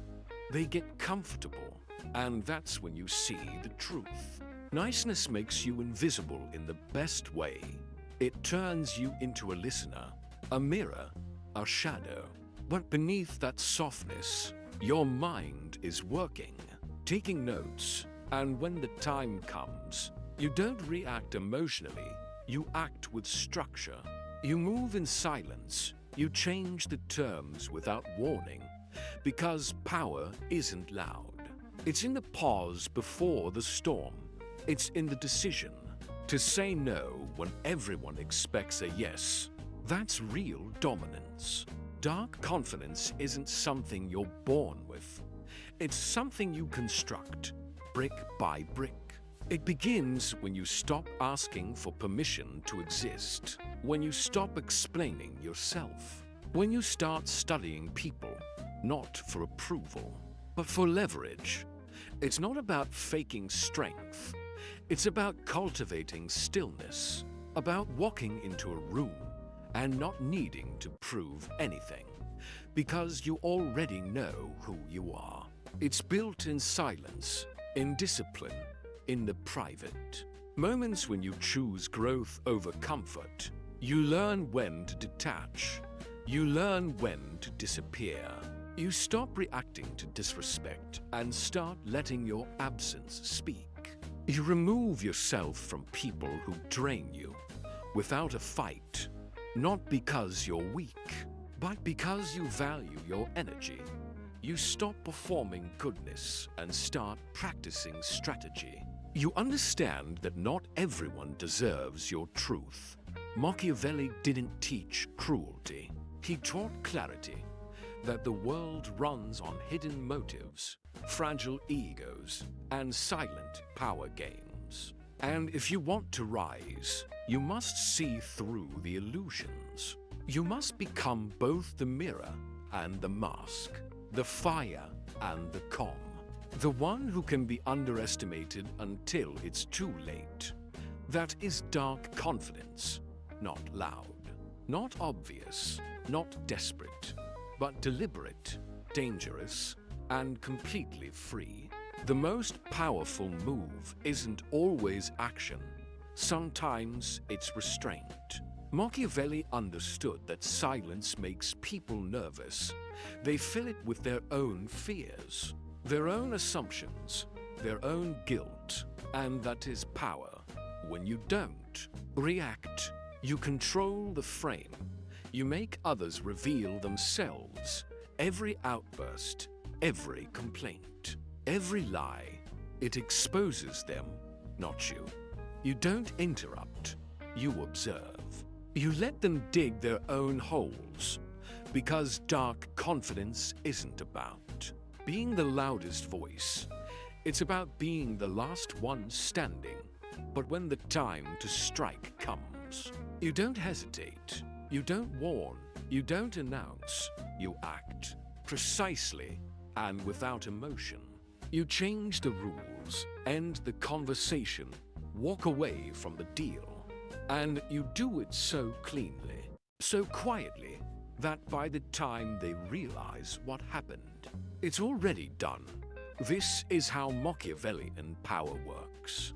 It lets the opponent believe they're in control. It lets them talk, laugh, manipulate, until their advantage becomes their downfall. Because you weren't reacting, you were watching, you were waiting, and when the right moment came, you didn't flinch. This is what makes dark confidence dangerous. It doesn't need to prove itself. It only needs one moment to change everything. Most people think power is about control, money, status, dominance. But real power begins as a decision inside you. The decision that you will no longer betray yourself just to be accepted. That you will no longer shrink for the comfort of others. That you will no longer explain yourself to people who aren't even listening. This internal shift is what Machiavelli hinted at, a kind of sovereign clarity. You stop playing the game to win approval. You start playing it to protect your vision, to outlast, to evolve, to rule your own inner kingdom. Dark confidence isn't loud or flashy because it doesn't need to be. It knows what it's doing. It doesn't collapse under criticism. It doesn't chase applause. It simply moves like water carving through stone, slow, quiet, and unstoppable. Every time you stay calm in chaos, you're building it. Every time you say no when your body says yes, but your intuition says no, you're strengthening it. Every time you walk away from fake love, fake loyalty, fake support, you are stepping deeper into it. Because power is not a look, a tone, or a costume. It's a choice to be dangerous without being cruel, to be strategic, without being dishonest, to be kind, but never naive. That's the genius of Machiavelli. He showed us the map, but it's up to us to walk the path. Dark confidence doesn't come without a cost. You will lose people. Those who depended on your weakness. You will face resistance. From those who fear your transformation, you will battle doubt. The voice inside that wants comfort more than greatness. But this is the toll of stepping into your power. And Machiavelli knew, the higher you rise, the more alone you become. Not because you're broken, but because you're rare. Most people don't want to face the truth. They want safety, predictability, illusion, but you want freedom, and freedom demands sacrifice. You will have to walk away from old versions of yourself, from people who loved you only when you were easy to control. You'll grieve the life you outgrow, but what you gain is unshakable. The ability to think clearly under pressure, to see through manipulation, to trust your own instincts over public opinion, to speak without trembling, and stay silent without guilt. Dark confidence isn't about becoming cold. It's about becoming clear. And once you taste that clarity, you can never go back. You stop chasing power because you realize you are power, built slowly, carved by pain, refined by solitude, feared by many, understood by few, and completely, unapologetically yours. You don't need an audience to become powerful. You don't need a stage, a mic, or applause. You need time, silence, honesty, and the courage to face yourself. This is where dark confidence is built, not in front of others, but when no one is watching. You study people quietly. You learn their patterns, their fears, their tells. You pay attention to the moments when they lie to themselves, because that's where they're weakest. And you don't lie to yourself anymore. You name your desires without shame. You admit your flaws without self-hate. You don't pretend to be nice when you're angry. You don't pretend to be okay when you're broken. You use everything, every betrayal, every rejection, every failure as fuel. You rebuild yourself in layers, and each time you fall, you rise harder, colder, smarter. This quiet rebuilding is what separates the powerful from the loud. Anyone can shout. Anyone can fake confidence for a moment. But only a few can remain composed when everything is falling apart. That's what makes you different. That's what Machiavelli respected. Those who ruled themselves before they ruled anything else. Because once you master yourself, the world can no longer manipulate you. You become the storm they didn't see coming, the shadow they can't predict, and the force they can't control. This is the final truth Machiavelli buried between his lines. You don't need permission to become powerful. You don't need someone to crown you king. Because dark confidence is self-anointed. It's built on the quiet realization that no one is coming to save you, that no one will hand you the life you deserve. You will have to take it, not through cruelty, but through clarity, not through violence, but through vision. You'll stop trying to prove yourself. You'll stop waiting to be understood. You'll stop making yourself smaller so others feel safe. And you'll start living like someone who already knows who they are. This is what makes you dangerous. Not aggression, but calmness. Not rage, but restraint. Not the need to dominate others, but the refusal to be dominated by fear. You become a weapon wrapped in patience. A mind that doesn't flinch. A soul that doesn't beg. That's Machiavelli's true psychology of power. Not to destroy others, but to become so internally. Aligned that no one can destroy you. You are no longer driven by the hunger for approval. You're driven by purpose. By a mission bigger than comfort. And every room you enter, you carry that presence with you. Not to intimidate, but to anchor. Not to manipulate, but to lead. Not to boast, but to build. Because in the end, power isn't about ruling the world. It's about ruling yourself so completely that the world has no choice but to adjust. There's a strange kind of power some people hold. The kind that doesn't shout, doesn't threaten, doesn't even look dangerous. In fact, it feels safe, welcoming, like they've been waiting for you your whole life. But here's the truth. No one wants to admit. The most dangerous form of control is the kind you never notice happening.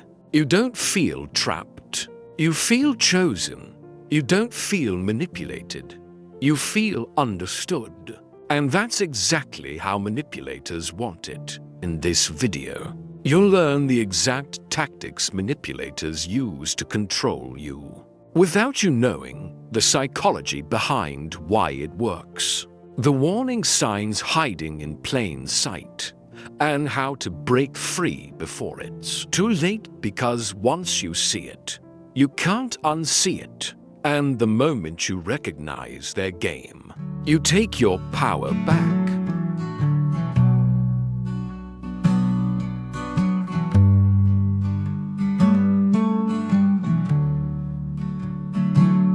You slid in my shadow, baby, when the night was calm and deep. Yeah, you slid in my shadow, baby, when the night was calm and deep. Now you're living in my thoughts, planting secrets in my sleep.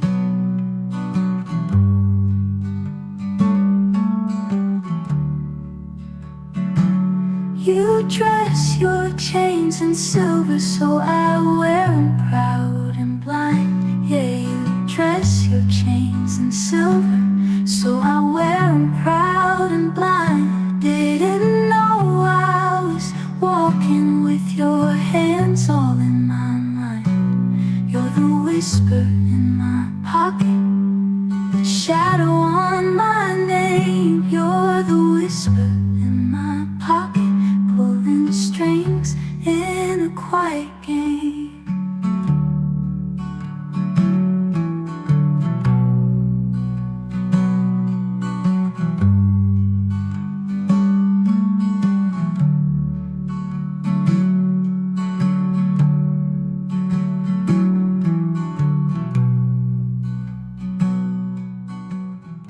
Manipulation is not just about lies or tricks.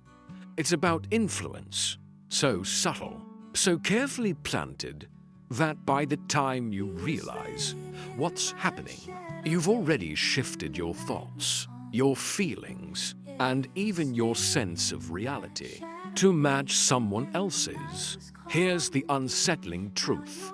A skilled manipulator doesn't force you to do anything. They make you want to. And that's why it's so dangerous. Your brain is wired to respond to emotions faster than logic. It's a survival mechanism. If you see a snake, you feel fear before you start thinking about whether it's venomous or not. Manipulators exploit this exact wiring. They don't go through your reasoning. They go around it. Instead of arguing with your logic, they whisper to your feelings. They spark trust, guilt, admiration, or even pity. Because when emotions run high, your ability to critically evaluate their behavior drops. Psychologists sometimes call this an emotional hijack, a moment when your feelings seize the wheel and your rational mind gets pushed to the back seat. And here's where it gets even more chilling. Most manipulators don't show up looking like villains. They don't announce, "I'm here to control you." They often arrive wrapped in charm, kindness, even generosity. They study you. What makes you light up? What makes you nervous? What stories you tell about your past? And then they mirror. If you love hiking, they just happen to love hiking. If you've been hurt before, they just happen to understand exactly what you went through. It feels like connection.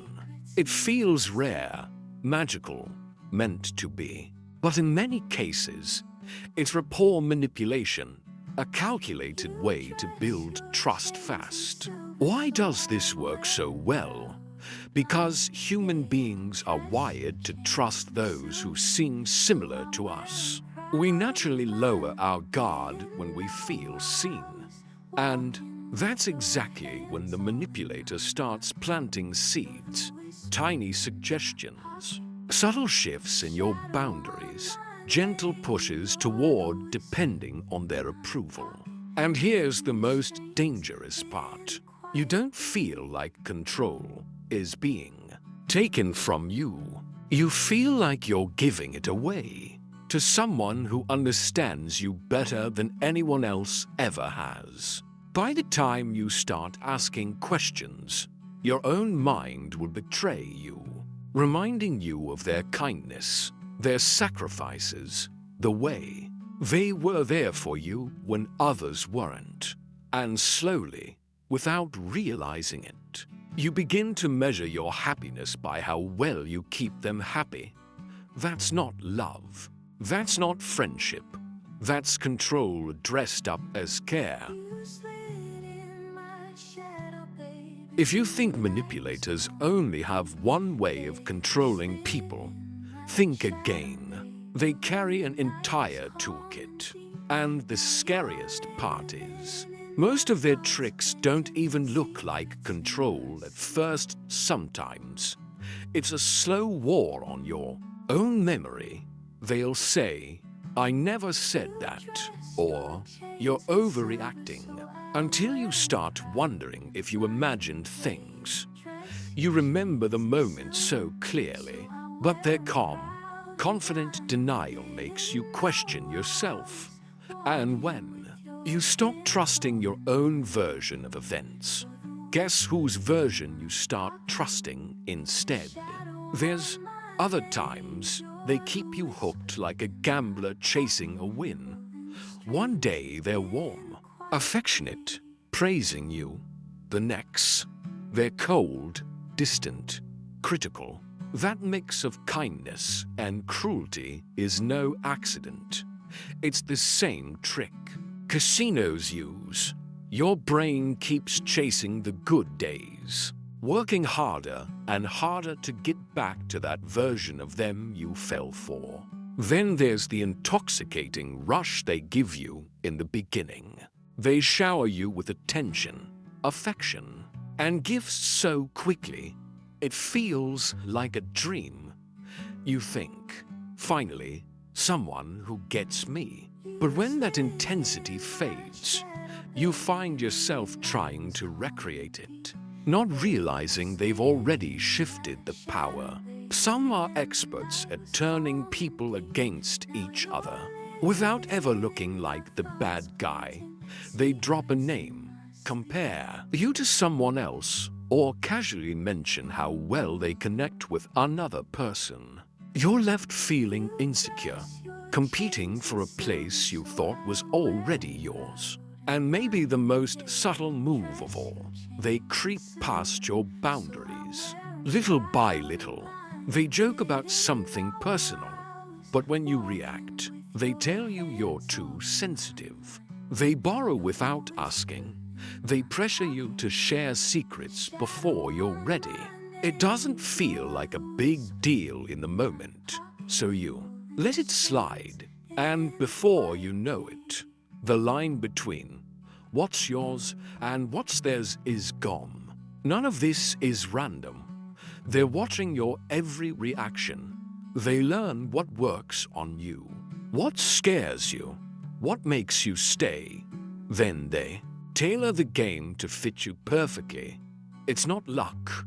It's not guessing. It's a performance they've been rehearsing their whole life. The strangest thing about manipulation is that most of the time, we don't even realize it's happening. And that's not because we're blind, or foolish, or somehow too trusting. It's because our minds aren't designed to walk through life constantly suspicious of everyone we meet. When someone treats you kindly, your instinct is to feel safe. If a friend remembers your favorite coffee order, or a partner texts you to check if you got home safe, you don't stop and think, could this be part of a bigger plan? No. You smile. You feel warm inside. You trust. Because deep down, we want to believe people mean well. It's human nature, and manipulators are experts at using that nature against us. They don't just pull your trust out of you, they wrap it in something beautiful so you hand it over willingly. A small favor here, a compliment there, a moment of support when you needed it most. You start building a mental picture of them as someone safe, someone good. And the moment that picture is set in your mind, they have an invisible shield, because now every bad thing they do has to pass through the filter of, but they're a good person. And here's where it gets dangerous, when they finally do something that makes you feel uneasy. The joke that stings a little, the promise they forget to keep, the conversation that leaves you feeling small. Your brain doesn't want to believe it's a red flag. Instead, it rushes to protect the image you already have. Maybe I misunderstood. Maybe they didn't mean it that way. Maybe I am overreacting. Psychologists call this cognitive dissonance. That uncomfortable tension when someone's behavior doesn't match the way we see them. And instead of changing our belief about the person, we twist reality just enough to make it fit. There's also the slow burn factor. If someone tried to control you on day one, demanding your time, questioning your choices, crossing your boundaries, you'd walk away. But manipulators don't work like that. They start small, a little overstep. Here, a subtle guilt trip there, so small that it barely registers. But each time you let it slide, the line moves a little further. It's like standing at the edge of the ocean. One wave comes in, then another, and another. And before you know it, the tide is around your waist, and the shore is far behind. You dot, and by the time you do notice, there's another trap waiting, the good memories. They've given you just enough moments of genuine seeming care to make you hesitate. You remember the times they helped you through a crisis, the nights they listened to you cry, the days they made you laugh until your stomach hurt, and your heart whispers, see, they're not bad, they care about you. That's the hook, the thing that makes smart, strong people stay in situations that are slowly draining them. Because walking away doesn't just mean leaving the person. It means letting go of the dream of who you thought they were. It means admitting that some of those good moments were part of the trap. And that's a truth most of us would rather delay than face. So no, it's not weakness that keeps people from seeing manipulation for what it is. It's humanity. And that's exactly why the most skilled manipulators are so effective, because they know how to play human nature like an instrument. Strings in a quiet game.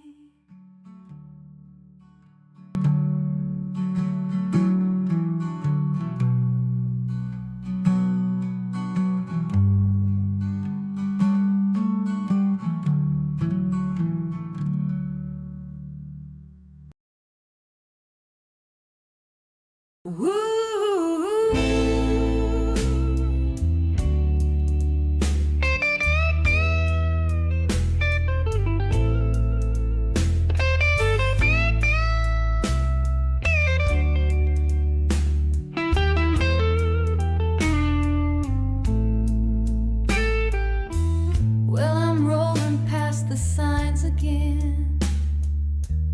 The names all fade like like yesterday.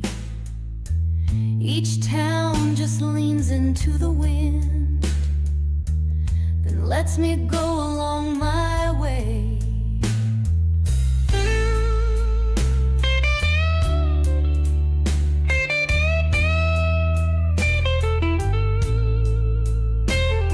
The truth is, manipulators are like magicians.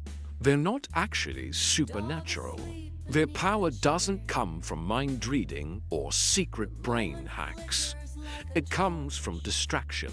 They keep your attention on the good moments, on their charm, on the version of themselves they want you to see, while quietly pulling strings behind the scenes.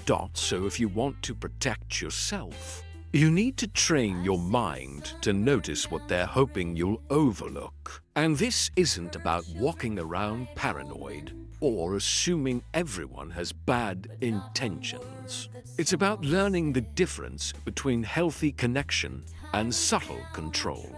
One of the first signs is the feeling that you're always defending yourself, but you can't quite explain why. You walk away from conversations replaying them in your head, wondering if you were too sensitive or if you misunderstood something. That constant second-guessing isn't normal in a safe relationship.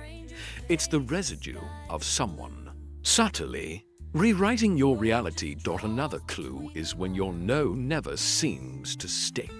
You might tell them you're busy, but somehow you end up rearranging your schedule for them. You might say you're not comfortable with something, but they have a way of making you feel guilty until you agree. This isn't compromise, it's erosion. Little by little, they chip away at your boundaries until you don't even notice they're gone. Pay attention to how you feel after you've been around them, not during. Manipulators can be incredibly charming in the moment, but when the conversation's over, do you feel lighter, more yourself, or do you feel drained, confused, maybe even a little smaller than before? That heaviness is your intuition whispering that something is off. Also, watch for patterns, not isolated incidents. Anyone can have a bad day.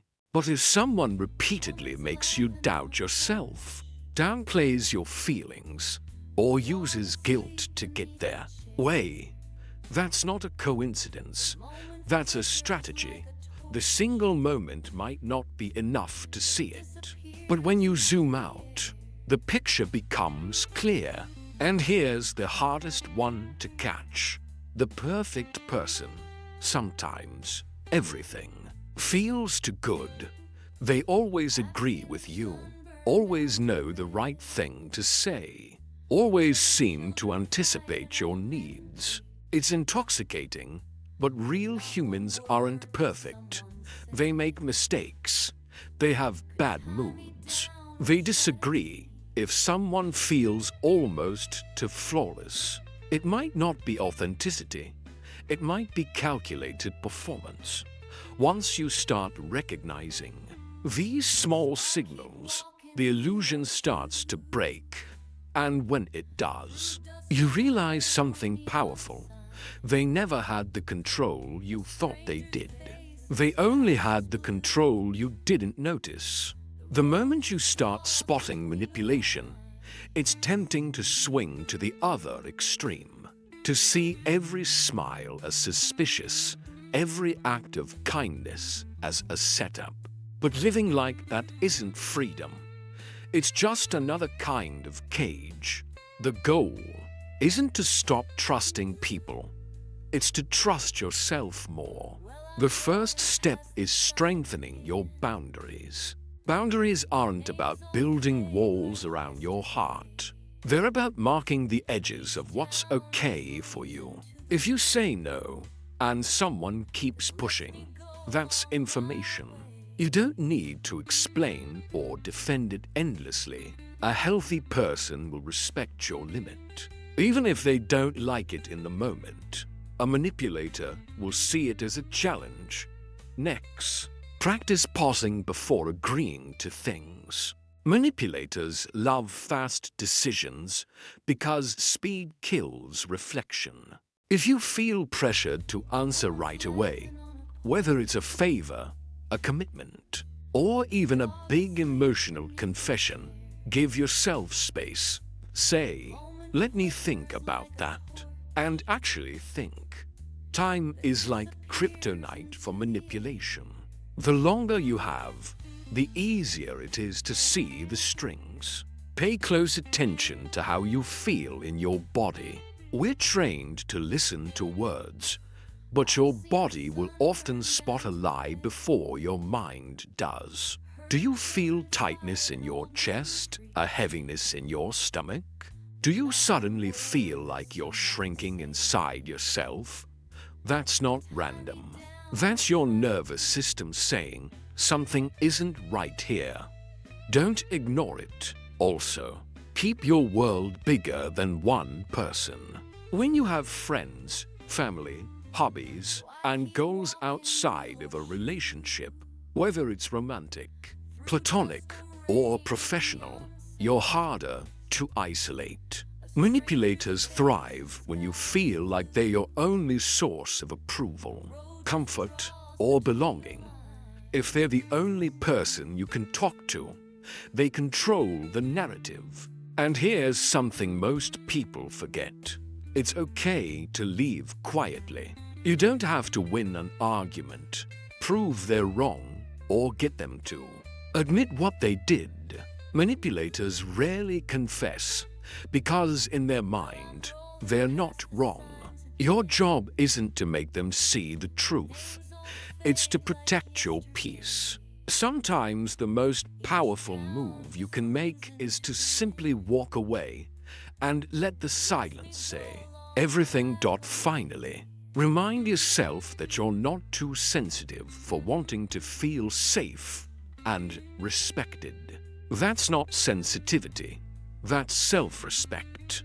The right people will see your boundaries as a sign of strength, not as an obstacle to overcome. Protecting yourself doesn't mean closing your heart. It means keeping it open, but guarded by wisdom. And when you have that balance, you stop fearing manipulation because you know you'll see it coming long before it can take root. The truth is, manipulators don't look like villains in the moment. They look like friends, lovers, mentors, co-workers, sometimes even like the person you think you can't live without. That's why they're so hard to spot. They don't attack your walls. They walk through the front door you opened for them, smiling. And by the time you realize they're rearranging the furniture in your mind, it feels like it's already too late. But here's the thing. It's never too late. The moment you start noticing the small signs, the hesitation in your gut, the constant self-doubt, the way your no keeps turning into yes, you've already taken the first step back into your own power. Because manipulation can't survive in the light. The more you see it, the weaker it becomes. And the more you trust your instincts, the less control anyone can have over you without your permission. So don't lose your kindness. Don't lose your ability to love deeply, laugh fully, and trust openly. Just learn to pair that love with a sharp eye and a steady hand on your own boundaries. Because at the end of the day, the best way to beat manipulation is to know yourself so well. No one can convince you to be someone else. Imagine waking up one day to a truth so disorienting. It shakes the very foundation of what you thought love, loyalty, and human connection meant. A message left unread, a look that lingers too long, a late-night phone call that wasn't meant for you to hear. And just like that, the floor beneath you begins to crack not from what was done, but from what it means. Cheating, a single word, yet an entire world of betrayal, secrecy, and emotional chaos folds inside it. But here's the question no one dares to ask out loud. Why do people cheat, even when they love you? It's not enough to call them cowards. It's too easy to say they're selfish. You want to believe it's about lust, weakness, or even opportunity, but deep down, something tells you that it's far more complicated, more disturbing. What if cheating isn't just a moral failing, but a mirror, a reflection of hidden fears, fractured selves, and buried longings? We are taught to see cheaters as villains, cold-hearted liars, manipulators, narcissists.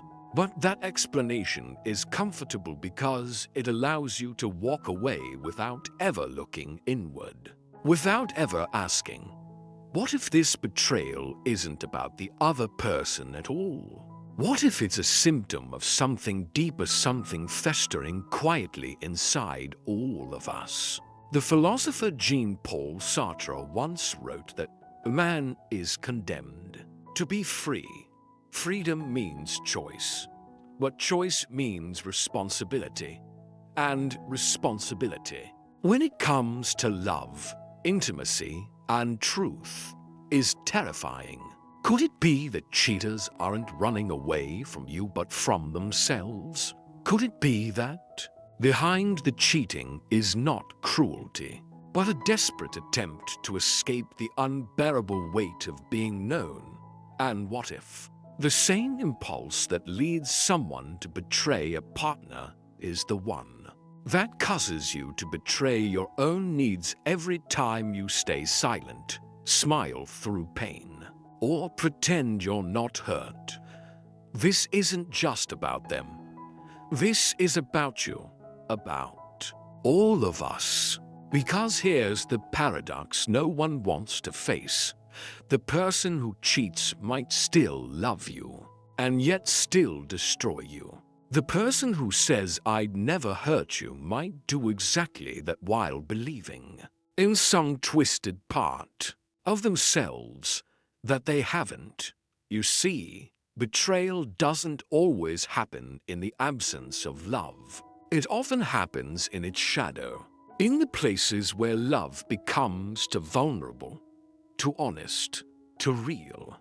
Carl Jung warned us about the shadow, the unconscious part of ourselves we deny, repress, and disown. And the moment that shadow takes over, desire becomes sabotage, freedom becomes escape, love becomes a battlefield of projection. So how do you read a cheater's mind? You don't start by labeling. You start by listening to the silence behind their words, the self-hatred behind their charm, the guilt they bury under performances of normalcy. You begin by asking, what are they trying to run from? What part of themselves do they only feel alive through deception? What fear drives them into the arms of someone else? And what does their betrayal say not just about them, but about the emotional contracts we sign in love without ever reading the fine print? You begin to realize that cheating isn't just an act, it's a philosophy, an unconscious worldview, a rebellion against limitation, routine, and the terror of emotional nakedness. And those who cheat aren't always villains in their own story.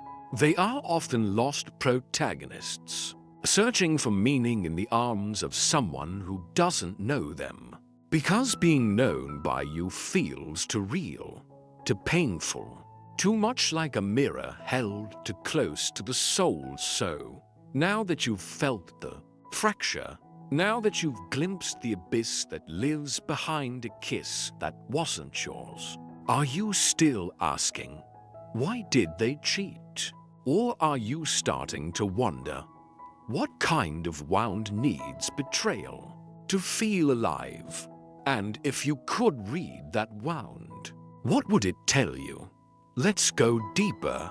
Betrayal is never just about the act. It's about the unseen engine beneath it, the why that even the betrayer can't explain. And if you want to read the mind of someone who cheats, you must first understand a brutal truth. Most people don't know why they do what they do.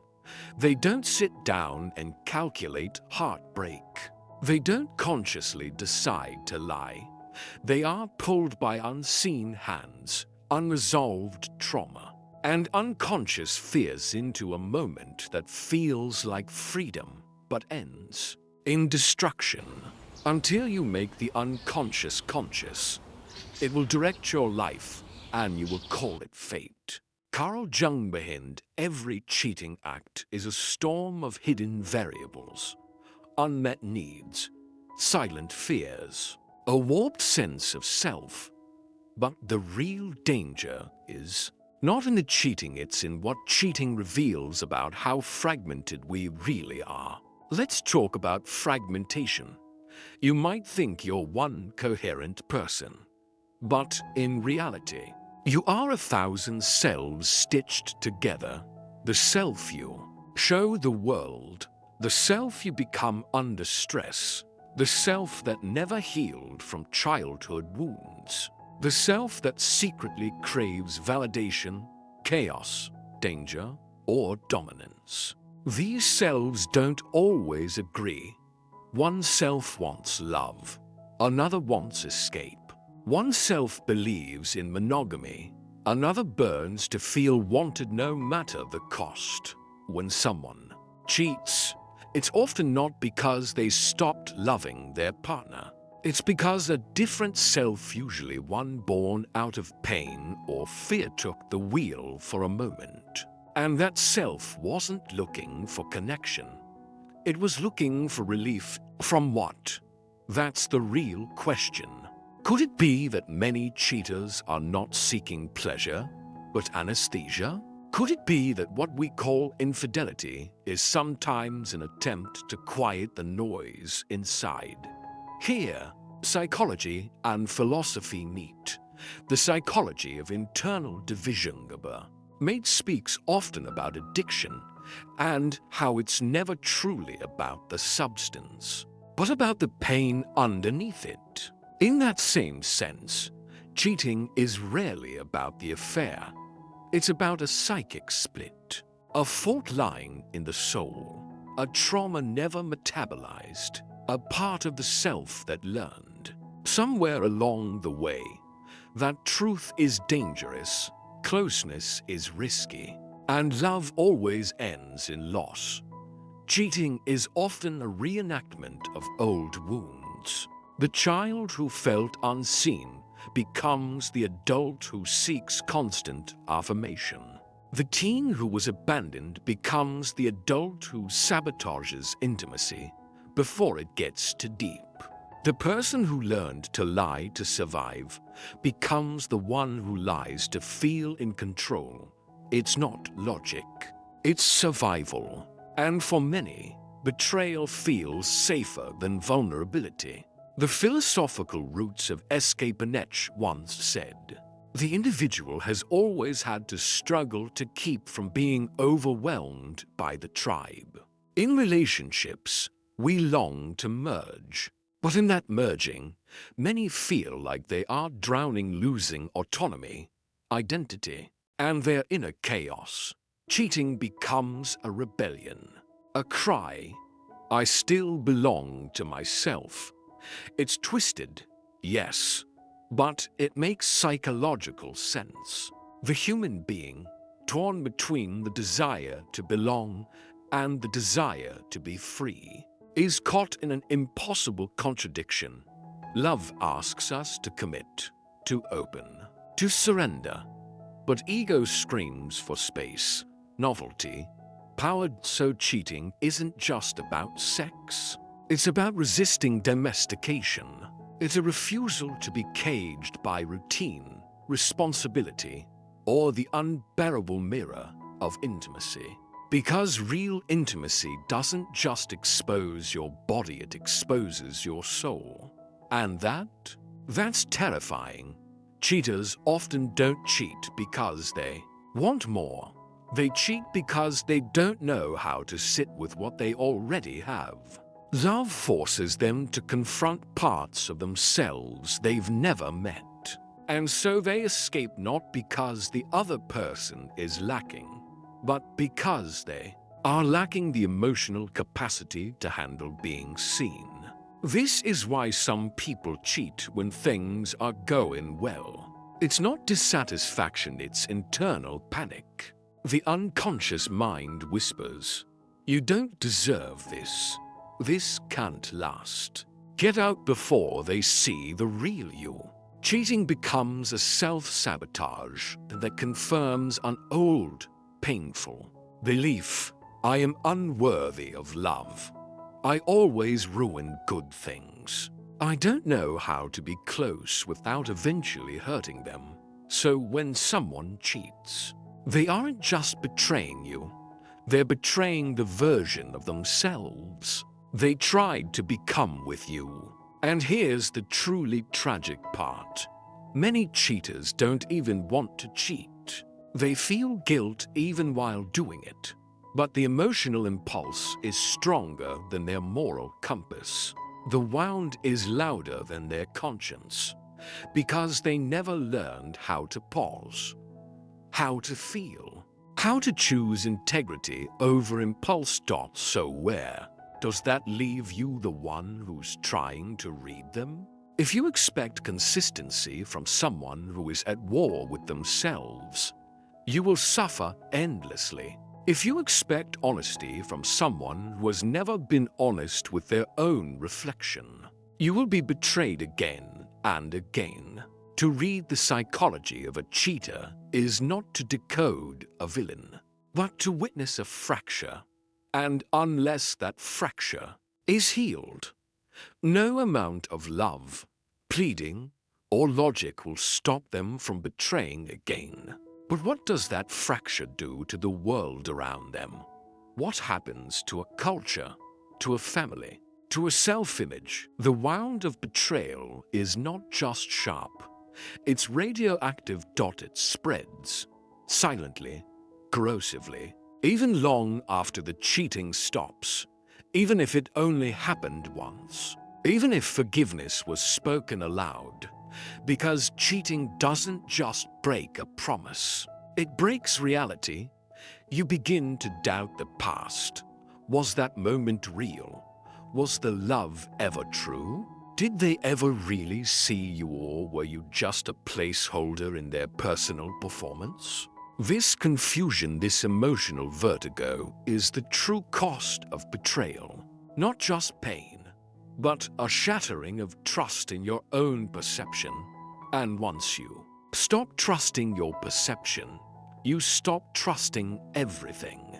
But here's the cruel irony. While the betrayed person begins to crumble under the weight of doubt, the one who cheated often continues their life as if nothing happened. Why? Because emotional consequences don't fall equally. Some people collapse, others compartmentalize. And cheaters, especially habitual ones, tend to excel at compartmentalization. They survive by splitting the self, the part that loves you, the part that lies to you, the part that says, "I never meant to hurt you," and the part that did it anyway. This is not just a flaw in character. It's a glitch in consciousness. The collapse of emotional logic, cognitive dissonance, is a powerful force. It allows someone to hold to contradictory truths without collapsing. I love you. I lied to you. You mean everything. To me, I did the one thing that could destroy you. How does the mind survive this contradiction? By rewriting the narrative. The cheater tells themselves things like, "It didn't mean anything. It was just a mistake. Everyone slips up sometimes. I was drunk. We were fighting. I didn't feel appreciated. These stories aren't always lies. They are psychological shields, protection against shame, self-loathing, and internal collapse.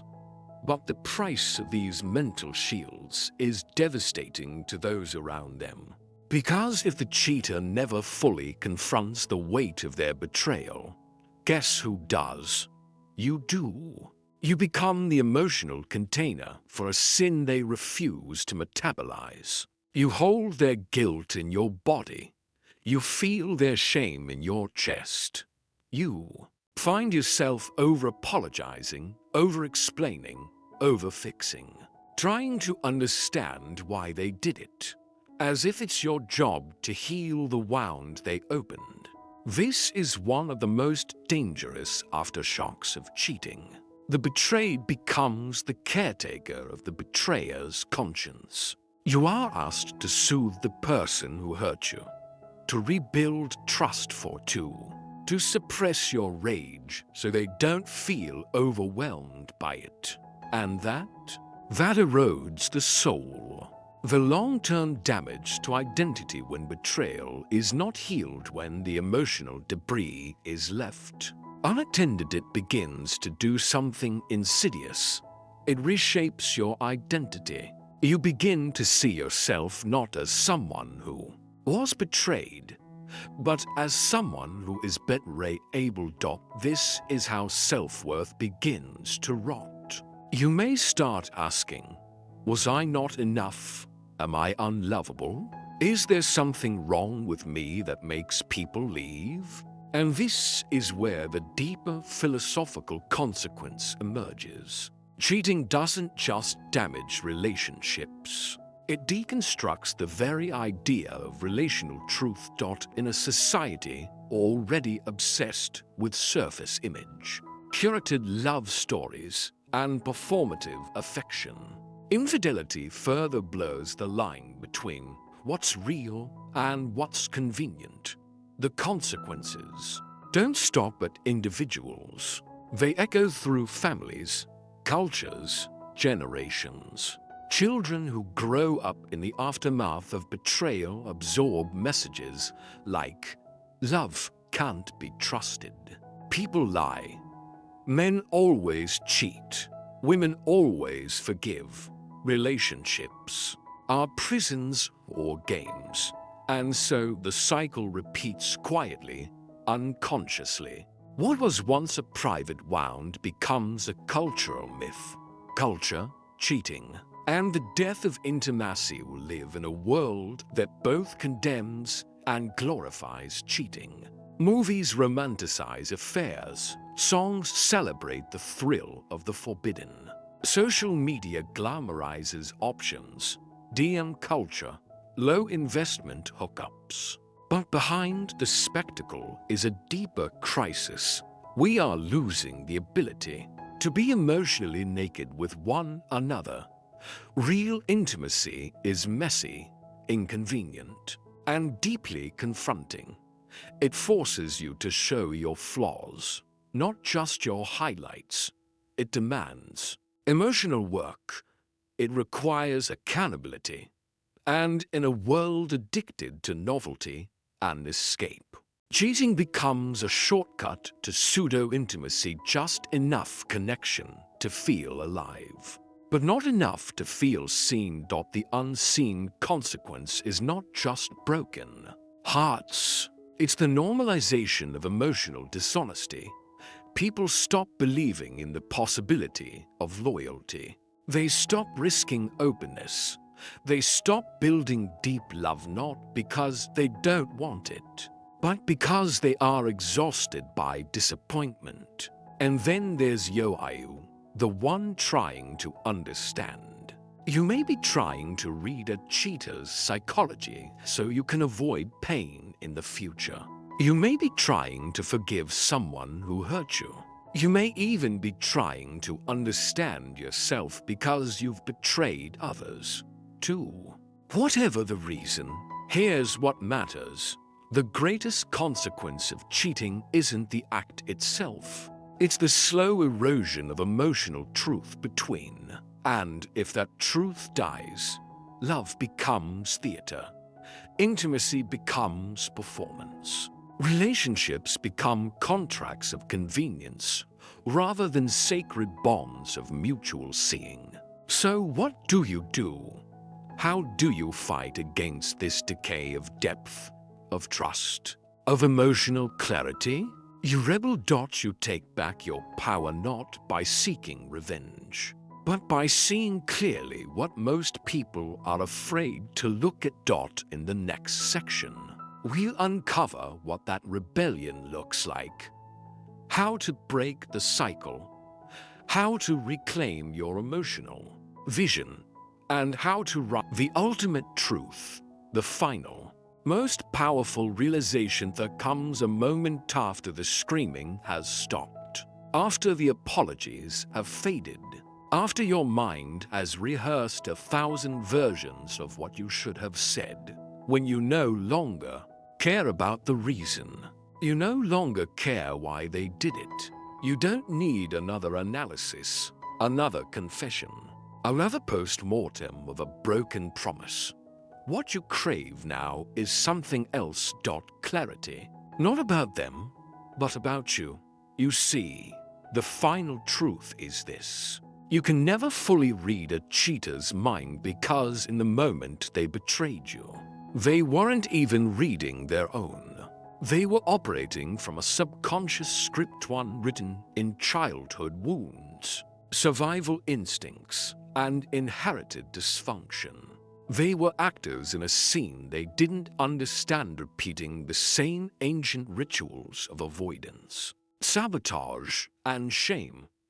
But you have the power to step off the stage, because this was never really about deciphering them. It was about discovering what you refuse to tolerate ever again, about confronting the part of yourself that once believed love meant enduring pain quietly. The person who betrayed you may never understand the damage they caused. They may rewrite history. They may move on. They may never face their own reflection. But you have a choice to become your own mirror. Because here's the final, most powerful realization.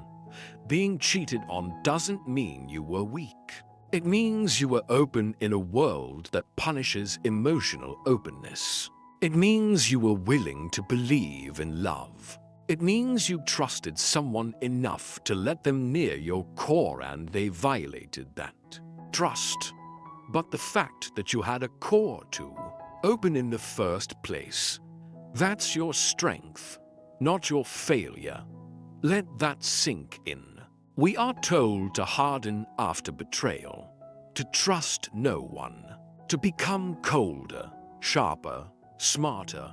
But what if the true act of rebellion is not in becoming harder, but in staying soft and discerning? What if wisdom isn't about shutting your heart, but about learning who is worthy of it?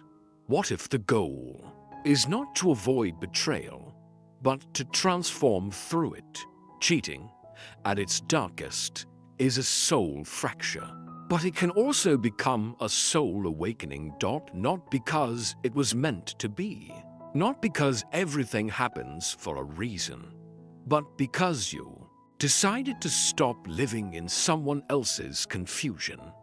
You stopped translating lies into love. You stopped shrinking yourself into someone easier to betray. You stopped romanticizing someone else's avoidance as passion or mystery. In other words, you woke up. And in that awakening, you gained what many never will: the ability to see clearly through illusion. The ability to recognize when someone is speaking from their wounds instead of their heart. The ability to walk away not because you're bitter, but because you're done performing clarity for someone who prefers distortion. You've learned to read a cheater's psychology not for revenge, not for control, but for freedom. And now, finally, You can ask the only question that really matters. What does it mean to love without betraying yourself? Because there's another kind of betrayal, the kind where you abandon your own instincts just to keep the peace, the kind where you stay quiet when your soul is screaming, the kind where you accept half-love and call it patience. Never again. The final truth is not just about understanding them. It's about choosing you, choosing truth, choosing peace over performance, choosing love that doesn't require self-erasure. You have that power now, not because you read their psychology like a book, but because you wrote a new story, one where betrayal isn't the ending. It's the beginning of knowing yourself, the beginning of guarding your peace like it's sacred, the beginning of never needing to decode someone else's chaos